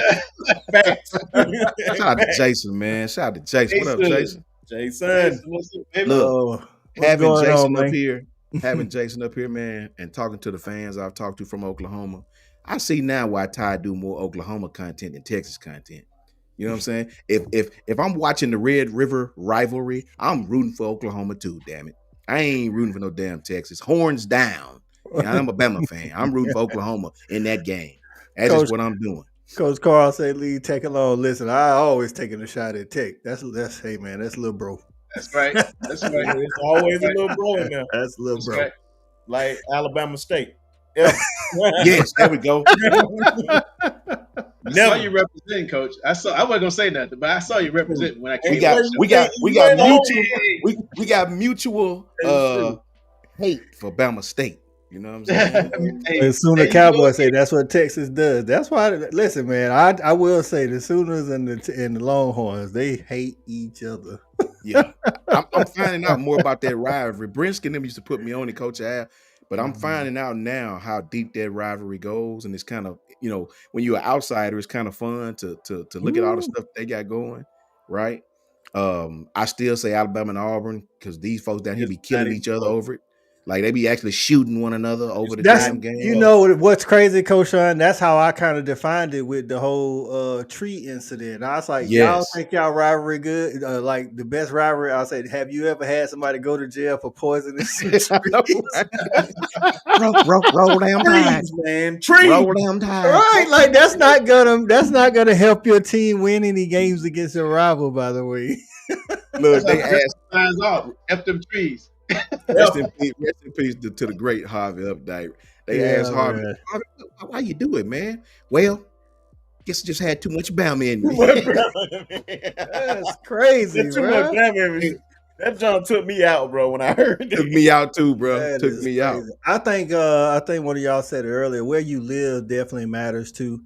Yeah. I think it's between, of course, Bama, Auburn, and Ohio State, Michigan for the top two rivalries. I think Texas and Oklahoma right there. I've been learning that there's never a time that they don't hate each other. But I'm gonna tell you, living here in South Carolina, people sleep on how much Clemson and South Carolina hate each other. Boy. Yeah. Oh my God, the hate is real. Mississippi State and Ole Miss. I heard that rivalry's pretty dangerous. I heard it was.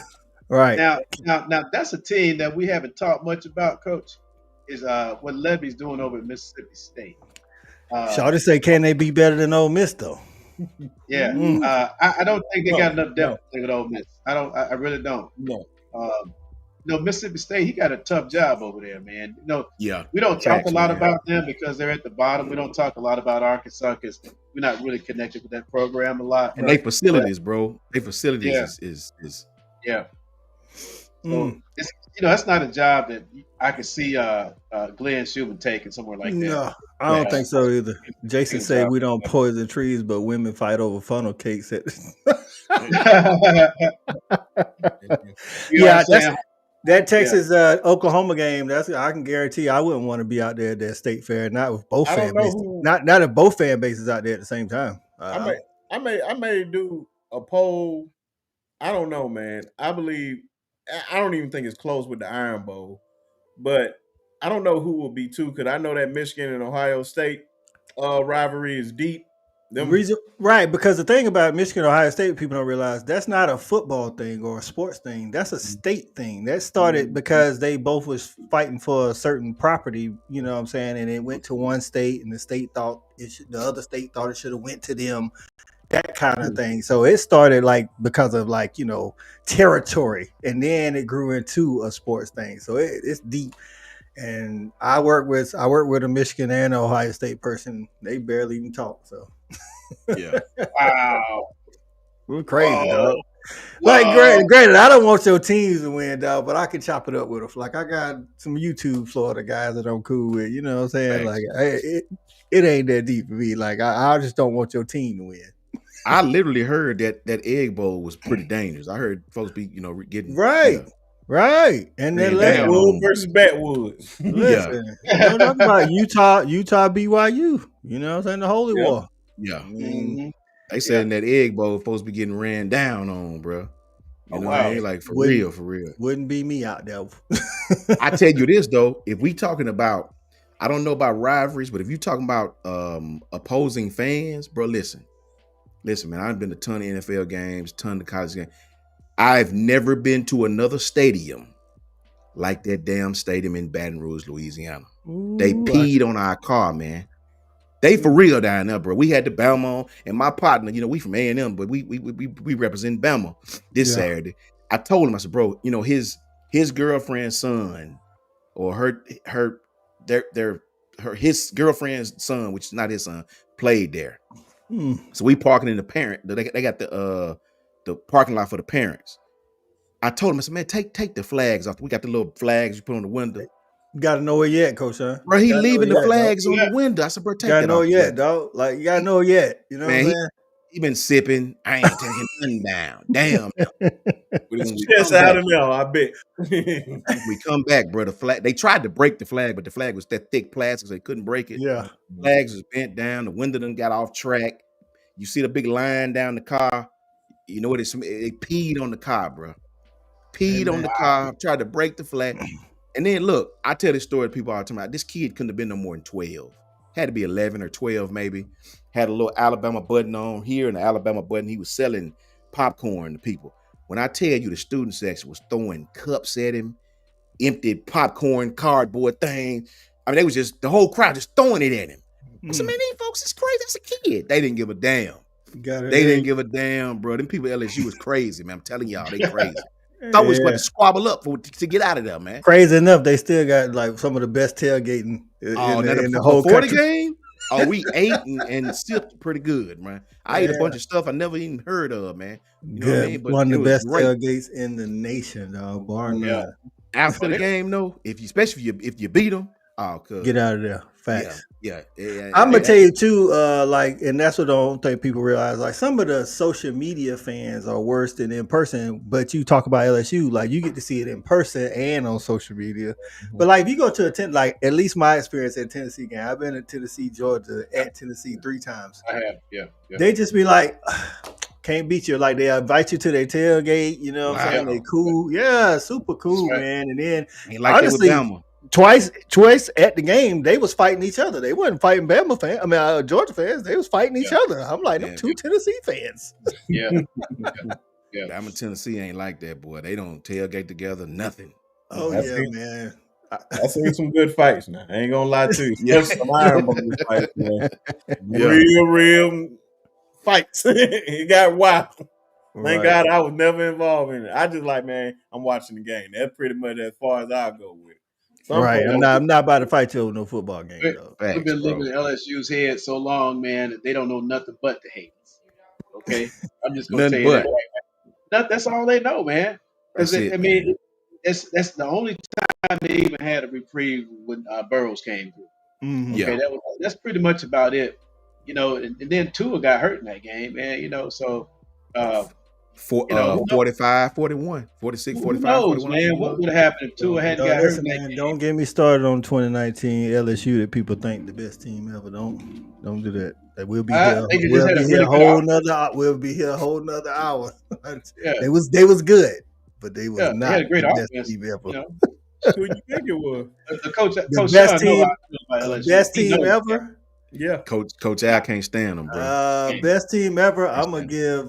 give to Never right school, 94 Nebraska. 94. 94, 95. You talking about Dog, Tommy Frazier and Tommy all them Frazier. boys. Listen, I'm gonna tell you right. Either them or the Miami It's 2001. only Miami. Miami's the Or only. Hey, hey, I don't know listen, now. no, Florida team, they had that no. first When team. I tell you that Tommy Frazier and that triple option wasn't nobody stopping that, and they all of those guys went to the NFL too, just like the Orange Phillips, 2001 yeah. Miami. But it's a Yeah, difference. no. When you look at their NFL guys and you look at their NFL, That Miami was literally one pass interference away from being back-to-back national champs. See, And Tommy, that team was probably more loaded than the team before. hey, Tommy that Florida Frazier- team see, with Tommy- Percy and them, Percy and they was and good. They was they- good. they But the was reason good. why I say that is because if you look back at like a 2001 Miami, they didn't struggle. You know what I'm saying? They showed the stat where if their offense doesn't score all year, then their defense would have went 8-5. You know what I'm saying? Like stuff like that. Right. With the LSU, I try to tell people LSU started the season off going back and forth with Texas in 2019, and then let Vandy score. Now, granted, they scored 60, but they let Vandy score like 40 points, and then y'all almost beat them. Auburn almost beat them. You know what I'm saying? So it's like, I don't know. They not the best team ever. They one of the best teams, but not the best team. That wasn't their best defensive team. No, even- exactly. No, That's the difference between that Miami 01 and those 94, 95 back-to-back Nebraska teams. They had great offense, could score on anybody, and they shut you down. That's what that's what I'm saying. Trev Alberts. Black Dog, shirts. I'm trying to the black shirts, dog. Like them shirts. Nebraska, Tommy Fraser Nebraska teams, Yeah. they was yeah. way more physical than It was anybody. physical, boy. It's Yeah. crazy, dog. It's two different styles, but yeah, Yep. they put it on you, boy. That's when they actually played with a fullback, a real fullback. Listen. And 34 Tommy- crossbuck, Coach Al. What you know about that crossbuck, Coach? Old school. Put it Hey, in the lead, man, that crossbuck put was it to the lead, 26 power. yeah, boy. Hey, back when plays was simple and not like, you Yeah. know what I'm That's saying, Yeah, 55 red dog flash card Right. over to the side, you know what I'm saying? Yeah, look, tell Shawty, even all the Georgia back them days, your linebackers had to be. Marvin Constant is the perfect person. Damn covering, you better be able to feel. You better better. come up and feel, You buddy. better. Right. I'm talking about Right. that. What it was all about. If you can't feel and be physical, Yeah. you might well just get off the field. So let me put this into a little bit of perspective. Coach I said something.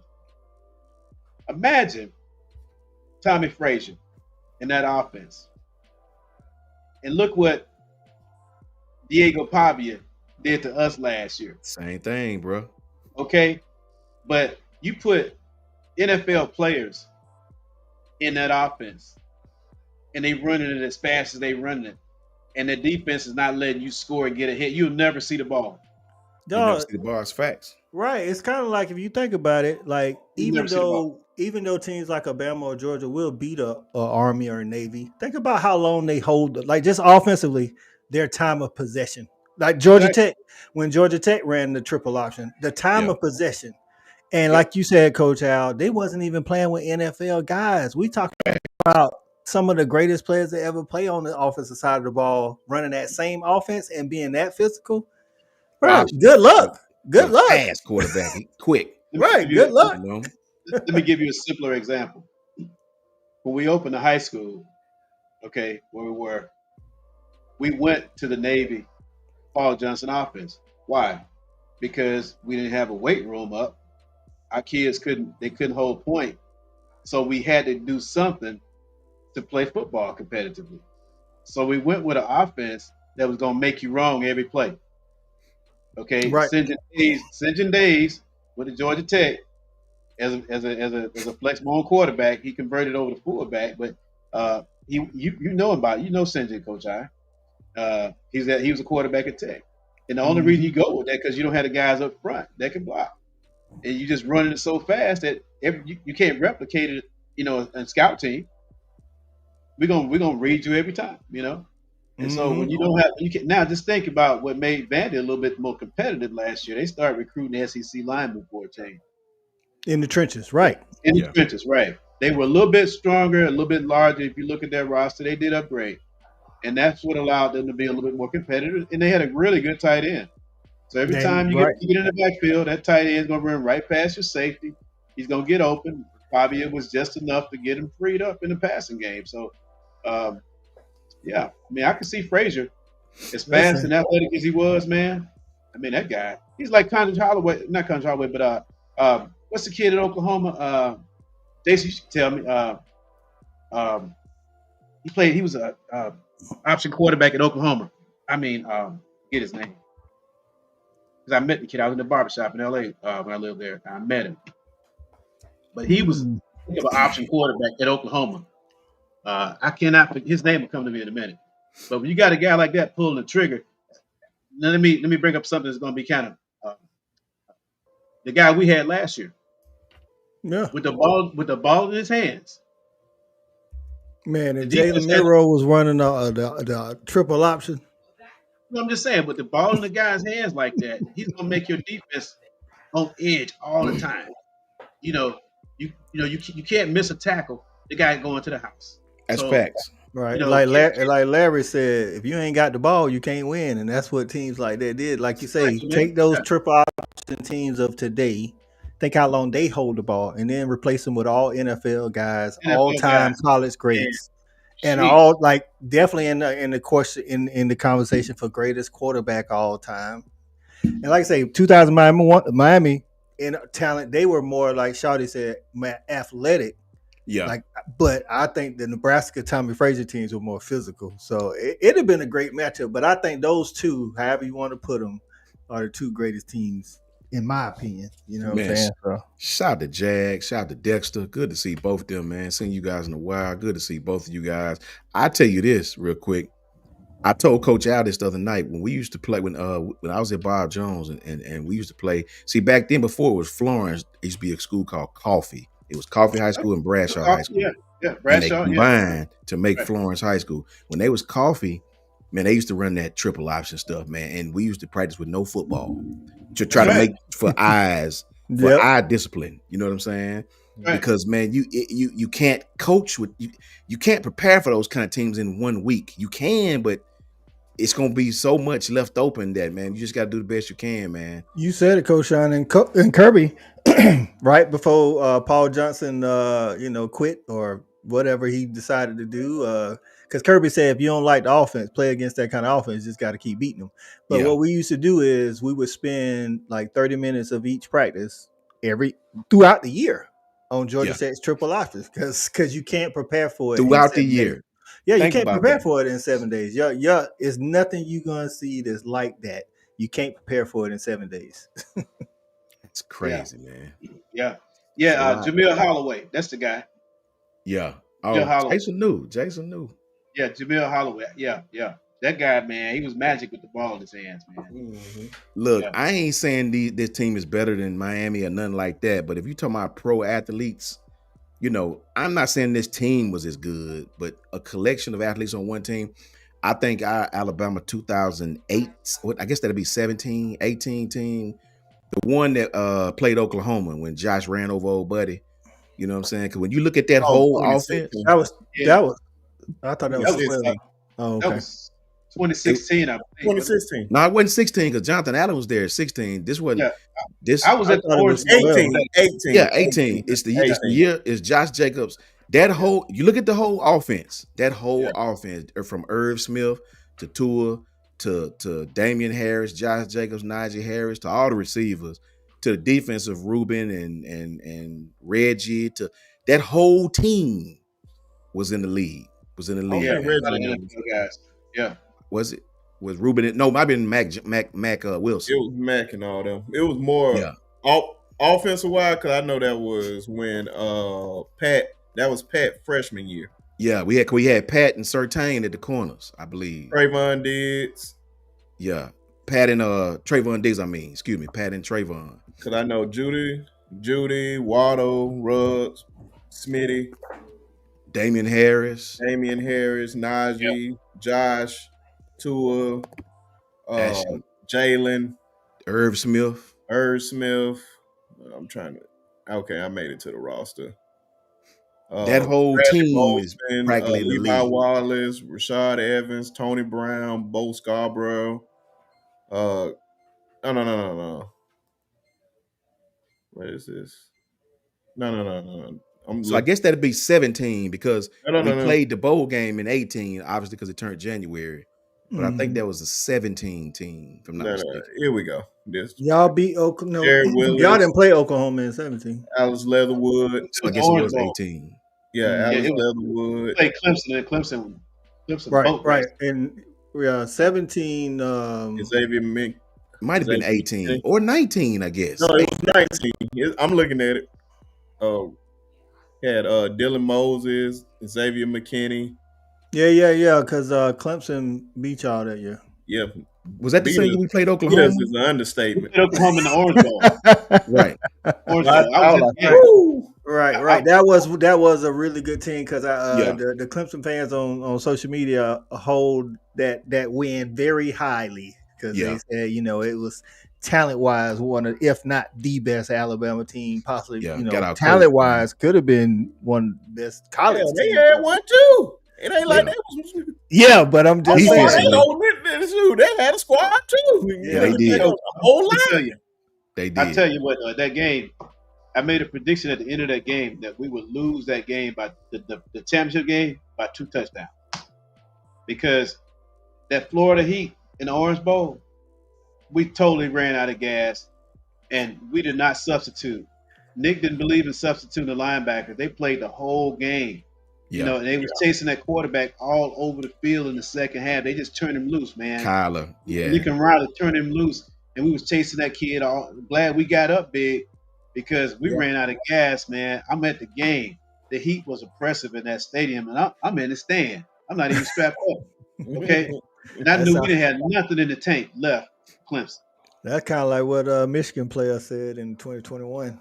We played them in the Orange Bowl, and they Yeah, I talk about how remember that. hot it was. Man, And we played Ohio State. it's real, man. I'm telling you, I was in the stadium. Yeah. It was real, man. Oh Yeah. man. Yeah, they put belt to our asses that game. They did. Bruh. Mm. People was cramping up, falling out everywhere you turn around. It's like, what is wrong with these dudes? We way out in what was it? Silicon Valley playing somewhere way out there in California somewhere. Yeah, Right. we was in Santa Monica. Right.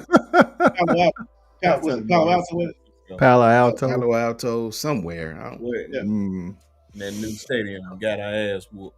Well, yeah. I can tell you, if you go into the game when Bama plays South Carolina, the Heat, even though it's probably going to be like, I think it's the second to last Saturday in October or last Saturday in October, trust me, it will be humid in Columbia, South Carolina. So make sure you are hydrated. It's different. I'm telling y'all, it's different. Look, Yeah. my Mason bros, some dudes in my Mason lives went out to that game when we played Texas Bryce's year. They told me, we ain't worried about that. They get 100 degrees here in Bama like it ain't nothing. They told me when they went to Texas they had never been to a game the people was passing out. They had paramedics like coming. It was hot there. I was out there. Yeah, it was hot in Austin. They said it was hot, then like unreal kind of heat, like unreal. Clemson is just, South Carolina, Columbia, it's really humid. So, Yeah. you know what I'm saying? It's like it don't matter. And if it rains before the game and then stop, it's going to get even hotter. So it's going to be, you come into that game, then make sure you got all your hydration with you. That game And concerns me, it's bro. their homecoming too, by the way. That Yeah, game it's gonna be concerns me. hot. It's gonna Look, be hot. I told And it's gonna Coach be Al. loud until y'all get up. If y'all get up, it's gonna be. Listen, South Carolina gets loud. Dog. Look, Coach I, Yeah. Coach Brinsky. I was thoroughly impressed. That was my first time even seeing. Like I never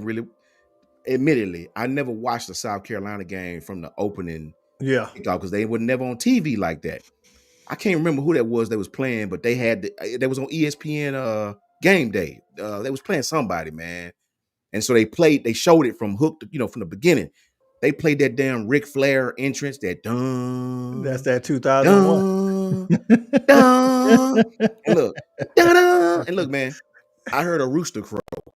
This damn Yeah, rooster, he crowed, yeah. and them folks went foolish.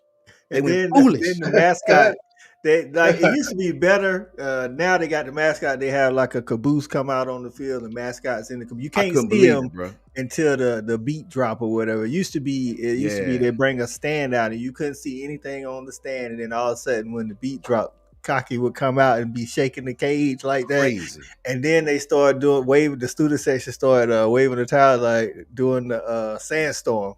I'm crazy. telling you, like, listen, as a college football fan, if you don't hold no judgment, it's one of the best entrances ever. Hey, AJ McCarron said it. AJ said their student section go from the 30 and wrap all the way around to the other 30. Listen, it's crazy, dog. And it's like they, to me, are the most loyal fans in college football because, Yes. like you said, they ain't been where Bama and Georgia been. They ain't won no conference. They ain't won no conference titles. But even back in the day, my homeboy, number 84 right there, he played for the 0-11 team. They still sold out every game, stayed to That's the end, crazy. and was cheering like that, dog. Like they are just as delusional. You would think if you talk to a South Carolina fan that they a Bama fan or a Georgia fan with the same trophy case because that's how they talk. And they don't care. It's South Carolina and all. It's what they say. Gamecocks by 90. That's their whole. That's their whole mentality. That game concerns me. Me and Brinsky said it, man. Let me say something. And this is coming from a Bama guy. The Bama standard. And I know personally, like I love to go to somebody's building. Mm-hmm. I mean, players love that, not fakers. Yeah, Right. Players like to go where it's hot. I mean, not temperature wise, but Right. where I got a ball. We tune the crowd out. you know, and the Bama standard is we want to come to your place and see your fans leaving in the fourth quarter. facts. That's a big motivator. Like It's a mentality, man. that's what we do And to Tennessee. it's a mentality, and I think that's you take on a team that's on the rise with a guy like Norris, who's touted highly this year, and they got a lot of momentum going into the season, and you accept that challenge. Otherwise, you're faking the funk. You're not a championship caliber team, Right. Yep. Right. And I don't think that's in the building at all at Alabama. Ain't nothing fake about these boys, and Athens is too. They want to go to Texas and beat them on their own. They want to come to Tuscaloosa Yeah, and beat so them good. on their own field. I mean, those are the teams, man. So I just had to throw that out there. I know we love it on South Carolina, but I hope we go there and put B to A. It with I the hope rooster, so, the man. cock rooster, the chicken, the hen. I don't care what it is. We want to go B to A Well, in South Carolina. I want to grab it by the neck and twist it. as long as the ticket's available, I should be at that game. Hopefully, my nephew balls out that game. Before we get out of here, let me ask you guys one last question, Coach I. If it's one game, not the ones that you want to win, but if it's one game on your schedule, on Georgia's schedule that concerns you, because as fast maybe blind fans don't have no concerns, but as coaches, we concerned about every one of them. But you the one that you like, we better come to play this game. We better come to play this game. Me and Brinsky both said it last year when Jason tried to psychologize us. You know what I'm saying? Jason in the chat, he tried to use that reverse psychology on us. And like, oh, y'all gonna kill us. I'm like, stop it. Stop it. It's still Oklahoma. Meaning, care how bad they was doing, they're gonna get up. They got some pride there, man. They're gonna get up when they see Bama come into their stadium. They're gonna get up and play. And they did. Whip their asses. And I didn't appreciate it. So if it's one game that concerns you, which one is it? Listen, it don't concern me. Like, do I think we're gonna lose? No, but I think if we don't bring our A game, like, I'm not saying you shouldn't bring your A game every week, right? But if we don't bring our A game, I'm gonna keep it a book. I think our B plus game can beat Tennessee. You know what I'm saying? Right. I don't think our B plus game can beat Georgia Tech. Really? Okay, that's interesting. The reason why is it's not about talent. It's not about coaching. It's like it's their mission. Like, you have to go back and watch the end of the game when we beat them in overtime last year. Like, their coach goes out, like, he's literally like Brent Key. Brent Key, you could have thought somebody had killed his family, dog. Like that's how it looked on his face. And then Haynes King had said before the year that was the mission. Like, and yes, it is always the mission at Georgia Tech, but it was different. Like you could see it on their face. Like, and then 2 years ago we beat them like by 10. It's like the last 3 years, the deficit been getting smaller and smaller and smaller. Now, Smaller, granted, we yeah. ain't got the team we had in 22. So, but it's like 22 we blew them out, and 23 got a little closer. 24 we took them to overtime. It's like I just want us to make sure we taking them just as serious as we take a Bama or we take a Texas. You know what I'm saying? It's like that's all I'm saying. It's like if you don't take them that serious, like right now, them dudes is spending the second half of their practicing for us. We not Facts. practicing for them. You know what I'm saying? Because we got other things to worry about. But I just don't want us to take them lightly. Let's just say that. I respect that. I didn't expect that, man. That's a good one because I did watch that game. No, That was a good game. They got some. They like you said about Vandy. Like Yes. I think Coach Al said about Vandy. Mhm. They've recruited in the trenches better. So while they ain't on Georgia level, these guys play high school ball against each other, man. And think they don't know the disrespect in the city when they see all the Georgia banners in Atlanta. You know what I'm saying? Mhm. It's like we got to keep our head on the swivel. I do not want to lose to Tech. Brinsky, one game. It's always the one Yeah, that I he know goes what it is. man. Yeah. Can we just go in there and just blow them out? I ain't got to sit there. My anxiety is at all time high. Can we just go in there, blow them out, and we can go eat us some leftover turkey and all this other stuff? Take our rabbits. Right. You don't really want to have to watch in the fourth quarter. You want to watch in the fourth quarter because it's just. I want to sit there and brag about our team beating their ass. I don't want to sit there like, oh my god, bro, they just right. The whole game. Be like, no, please. You get a big play. Oh, just like one last year, but the year before last, the first 2 touchdowns we score on them. I was like, oh yeah, here we go, flag. Oh no, we got off again, flag. I was like, okay, it's about to be one of those days, and guess what it turned out to be? We had to do the fourth and whatever. Right, grave digger.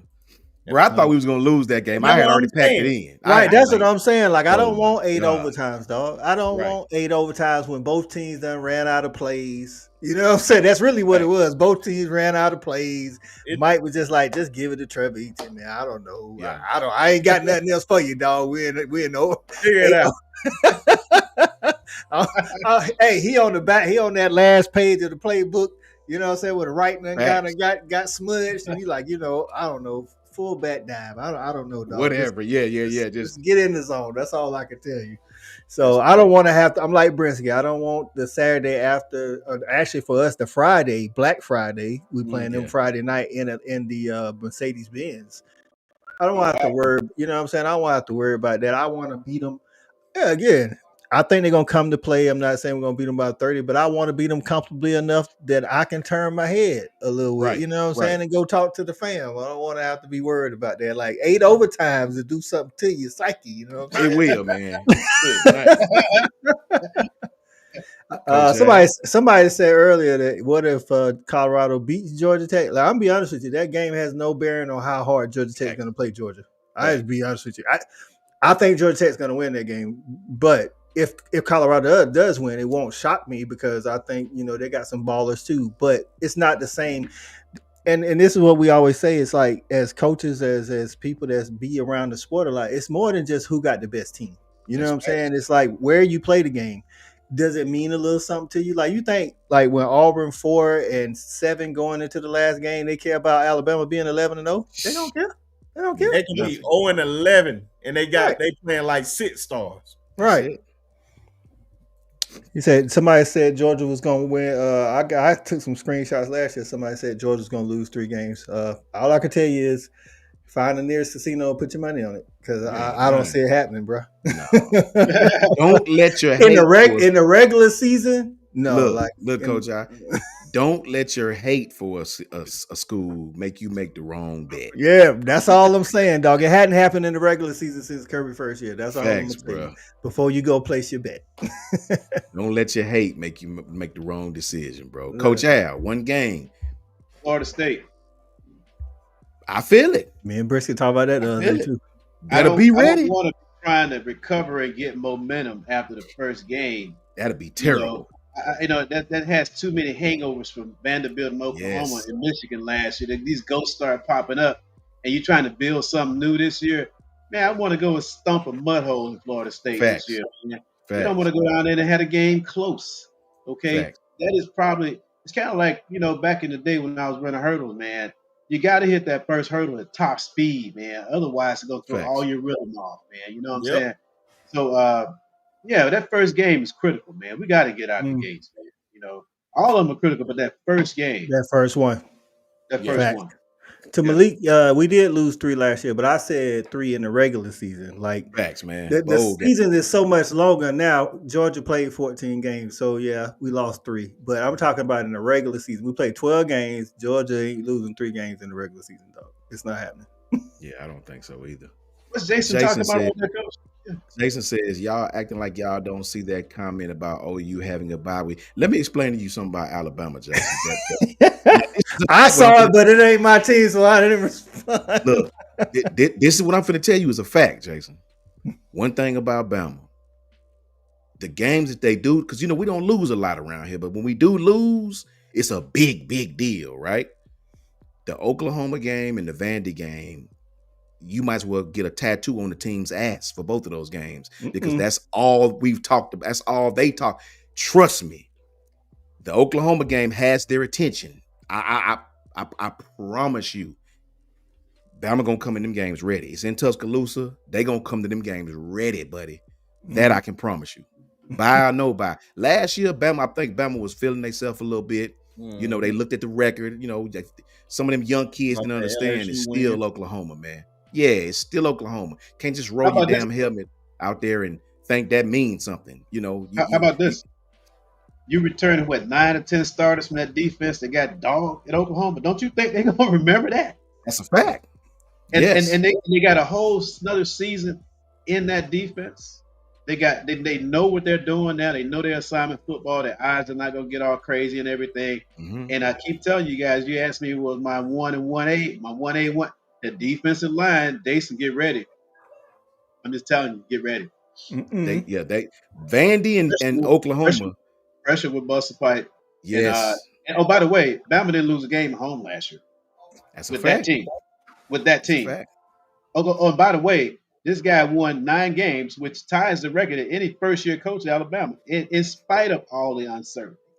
Okay, so we lose sight of what happened because the standard is so high. So I give Oklahoma credit that we took the L against y'all last year, but that was last year. We can't do a damn thing about last year. We'll see you November 15th. How about that? Yes, sir. That Oklahoma game is circled. Like Coach Sean said to start the show off, it's talking season, so everybody's gonna win the chip. Everybody gonna beat everybody. Blue Mountain State. Right. Listen, make sure all the energy, whoever it is, you bring it in the comments. Make sure, because we got this. It's on YouTube. It ain't going nowhere. Because I'm going to go back and find these Cooper flag, American flag, Confederate flag. Bama and 14. Yes, sir. Oh, we got Jason fired up. I ain't gonna say they don't have a chance. Everybody has a chance. All I'm saying is that loss to Oklahoma was the best thing for Alabama going into this season. Oklahoma, you know what I'm saying? That's all I'm saying. That Oklahoma gonna have their full attention. I can promise you that. I can promise you that. So for me, my one game is that South Carolina one. I get it. Auburn is Auburn. I almost look forward to struggling down there. That's just what it. I mean, we've either struggled or lost down there in the last 6, 7, 8 trips. Think about it. We got Bryce Young to Ja'Cory Brooks. Then we got Bryce Young to Mechie in overtime to win. We got Jalen Hurts. We end up losing. We got last year Gravedigger. What was it, Coach Al? Roy Upchurch. Roy Upchurch. Taking Yeah, you man. back, So taking you back, it's yeah. almost a guarantee that we're going to have play a close game Right. in that stadium. Even with the 2015, with Derrick Henry and all that, it was just Yeah. close. But we broke it off at the end of the It- game. But it was just yeah. like, why can't we just win? Just That's go that. in I think me and Brisky the same. Like, you know what I'm saying? I feel like we're gonna beat Tech. I just don't want to struggle, though. Like, that's not what I want to want to do. win. Just The want to day go out there after, and right? win. I just want to win and beat people comfortably. Like at least dip. You know what I'm saying? Yes. Same. The South Carolina game for me is the one that I think we better have our head on a swivel, because I know how I feel when Bama comes into your stadium for the first time and God knows when. The Georgia game, I'm already. It's like you know what those games are gonna be. You already Right. know it. It's easier to get up for. You know what I'm saying? Like Yeah. you looking ahead, you're like, okay, this is Yeah. Georgia. Same thing last year. It's like Georgia's not going. Georgia got your attention, but then you look Facts. at Vandy, you like, well, it's Vandy. We gotta play good, but it's Vandy, Yes. and then Pavia come out there. You know what I'm saying? That's. I think he's still 18 to 22 years old. You know what I'm Right, saying? man. Like, It's Georgia, so they're not going to slip in that game. It's Georgia, right? right. It's Auburn. It's the South Carolina game that's stuck in the middle right there, who almost beat you at home last year, right? Yep. Mhm. That I worry about. That team, that fan base is going to be fired up. It's on the road. It's going to be on TV, like national TV. Probably one of those late games at night, all the lights and stuff. I worry about that game, man, because I seen us on the road last year, unprepared. Ooh, is You that a know, night game? Ooh. I bet I'm pretty sure. I hadn't seen the time, but I would I assume. don't. Just what I'm saying. Right Like, there. I'll be honest with you. If you look at the stats, I'm pretty sure South Carolina is like probably only second to Clemson and LSU for night games. Night Well, games. and Alabama, because they get ruckus down there. They get ruckus, man. I'm very confident we can win the game, but I really Right. believe that's a game that you better come to play, man, because you might look up in the fourth quarter and you in a fight that you really shouldn't have been in for, right? So that's my Mhm. one concern in the South Carolina game. Yeah, man. Legit. So y'all got anything else before we crack it off, or we can get up out of here? No, I'm good. I'm good. Let's Good, man. Great see. show. Great show, man. Appreciate you guys. Thanks for letting me Appreciate you hop having on. me. Right. Appreciate you having me on, man. Oh yeah, it's either 3:30 or 8 o'clock. It's a flex game, so just depends on if both teams are doing what they supposed to do. It's probably gonna be 8 o'clock. Facts. Ooh, Columbia gonna be Facts. jumping. It's gonna be jumping down there, man. I just, I'm very confident in our team this year, man, with the returning starters we have, and a logical, competent play caller, an experienced play caller. I'm very confident, man. But that quarterback's scared of daylights out of me, bro, because he can turn nothing into something, man. That's You exactly know, right. that quarterback is Jalen Milroe-esque. You know what I'm saying? So Alabama Standard asked Cam Dewberry today, what type of quarterback would you prefer to have? Pocket pass or dual threat? It didn't take him a half a second. He said dual threat. They said, why? Because now that's another blocker. In yeah, other words, he makes you right when you're wrong. yep. Miss my block, he still get away. He can make you right when you're wrong. And he said it just causes so much pressure for a defense that they always got to be right. They always got to be disciplined. Facts. Yeah. Okay. All facts, man. All facts. So let me see if I can do like Brinsky. I don't know which one it is, Brinsky. It's Yeah. that Hold one. on. It's That's that that one. That's that one. The one you had, and then you just very drag. first one. And then when you want somebody to be big, just click on their screen and drag them to the big spot. Boom. Coach Al. Oh, right. And everybody Okay. know where they can find you. Yeah. They be asking. Yeah. Let me show you something. If you can see that, it's coming. Yes, sir. Yes, sir. Coach Al got a channel. We hopping on that joint. We gonna have a yeah, bro. You can see that, right? Yeah. Yeah, it's coming. But that's where you can find me right there. And hey, look, man, I just appreciate you guys, man. And anytime we're on, we're gonna talk football. But I'm gonna tell you, man, it's all about relationships, man. It's all about this. It's all about men. It's all about iron sharpen iron. You know, we make each other better. And I hope the fans pick up on this, that this is how it's done. You don't throw shade at a guy, you lift him up. You Facts. collaborate. The four C's of success. chemistry, continuity, communication, and collaboration. That's why we have success on all of these channels because Jason's hopping on. Yep. KB hopping on here, timing in. These guys, it's Saturday night. They could be out doing somewhere else, but they in the chat with us, right? And talking football. So appreciate you, Coach Sean, Coach Always, Bresky, brother. Coach I, man. Appreciate you guys letting the dog hang out with you. I appreciate you. Always, Love you. coach. Talk to the chat, man. To all the chat. Appreciate y'all. Much love to my brother, Coach Al, man. Always welcome. Love his knowledge. Love kicking it with my brother anytime he come on. Make sure y'all tap in because they be asking me and Brisket. Make sure you tap in with Coach Al, man. And like he said, it's coming. I can't wait either, man. We've been on him about it. We've been on him about it, man. The fans is asking. You got to give them what they want, Coach. Much love to Got to Coach give them Al. what they want. That's right. Yes, sir. Go ahead, Coach. I'm sorry. No problem, hey man. I appreciate y'all having me on, man. Definitely love chopping it up with the guys that know football. You know what I'm saying?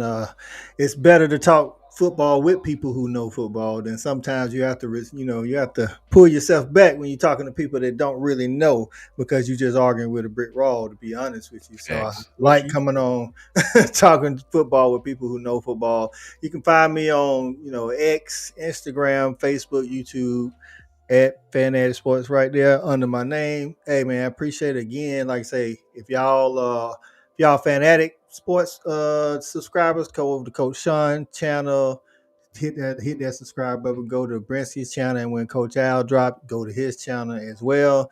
I want to give a shout out to all them former SEC greats on the wall. You know what I'm saying? From the state of South Carolina, representing. Big facts. It's the only time you'll see that orange in my life.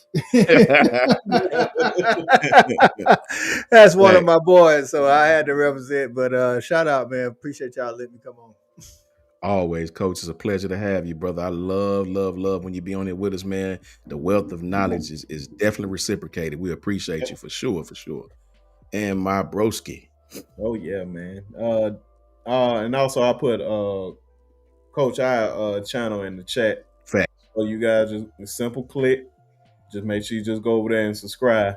But of course, y'all can find me at the Sharpshooter Sports Talk on YouTube and TikTok, and on Twitter/X at B_sharp.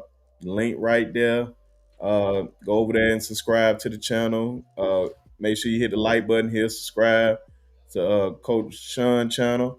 When Coach Al drop his channel, make sure you go over there and subscribe. And like I said, go to Coach I channel and subscribe. Support. It costs $0.00 to support somebody. And definitely appreciate y'all. And the last thing I'm gonna say, shout out to my little cousin. Got his first scholarship before his senior year to Alabama State University. Big Happy time. for him. Oh yeah, man. So happy for him. That's what's up, man. Shout out to him, man. Big ups to Brinsky, man.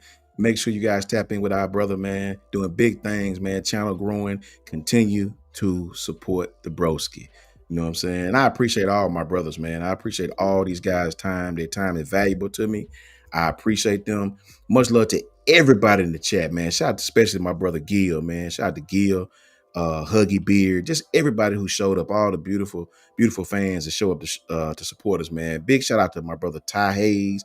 Big shout out to Jan716, Piano Man, support Piano Man, doing big things. Our brother Coach Carl, who right there in the chat on the Block Sports. Make sure you tap in with Coach Carl, man. You can't go wrong with that. Our brother John, all the Bama Standard, man. Hollered all them boys at Bama Standard. Clint Lamb, Justin Smith, both of our Jasons, Jason from Hall of Fame Sports and Jason Walker, and our brother from another mother, KB, Kangaroo Black. Can't go wrong with these guys, man. Awesome channels, great content creators. Tap in with them dudes, man. And you can definitely find me at JMHO Sports Talk. It's just my humble opinion. That's all it is, man. JMHO Sports Talk on Twitter and YouTube. Paul T, what up with you, boy? I ain't even see you in there. It's the homie, Paul T. What up, Paul? What's going on, boy? Roll Tide to everybody in the chat, man. Much love to you all. Tap in with us every Saturday at 6:15, man. A lot of people was in here on our Twitter and our YouTube channels tapping in, man. We appreciate y'all. Stay tuned, man. Brinsky, what day we going? Tuesday? Yeah, I think I'll take this Sunday off. Yeah. Tuesday at 6:30. Tuesday 6:30. We'll be back at it again, man. Tap in with us. We appreciate you guys, and Roll Tide. And I'm gonna give Brinsky the last word. Brinsky. F them trees. Boom. It is. Roll Tide.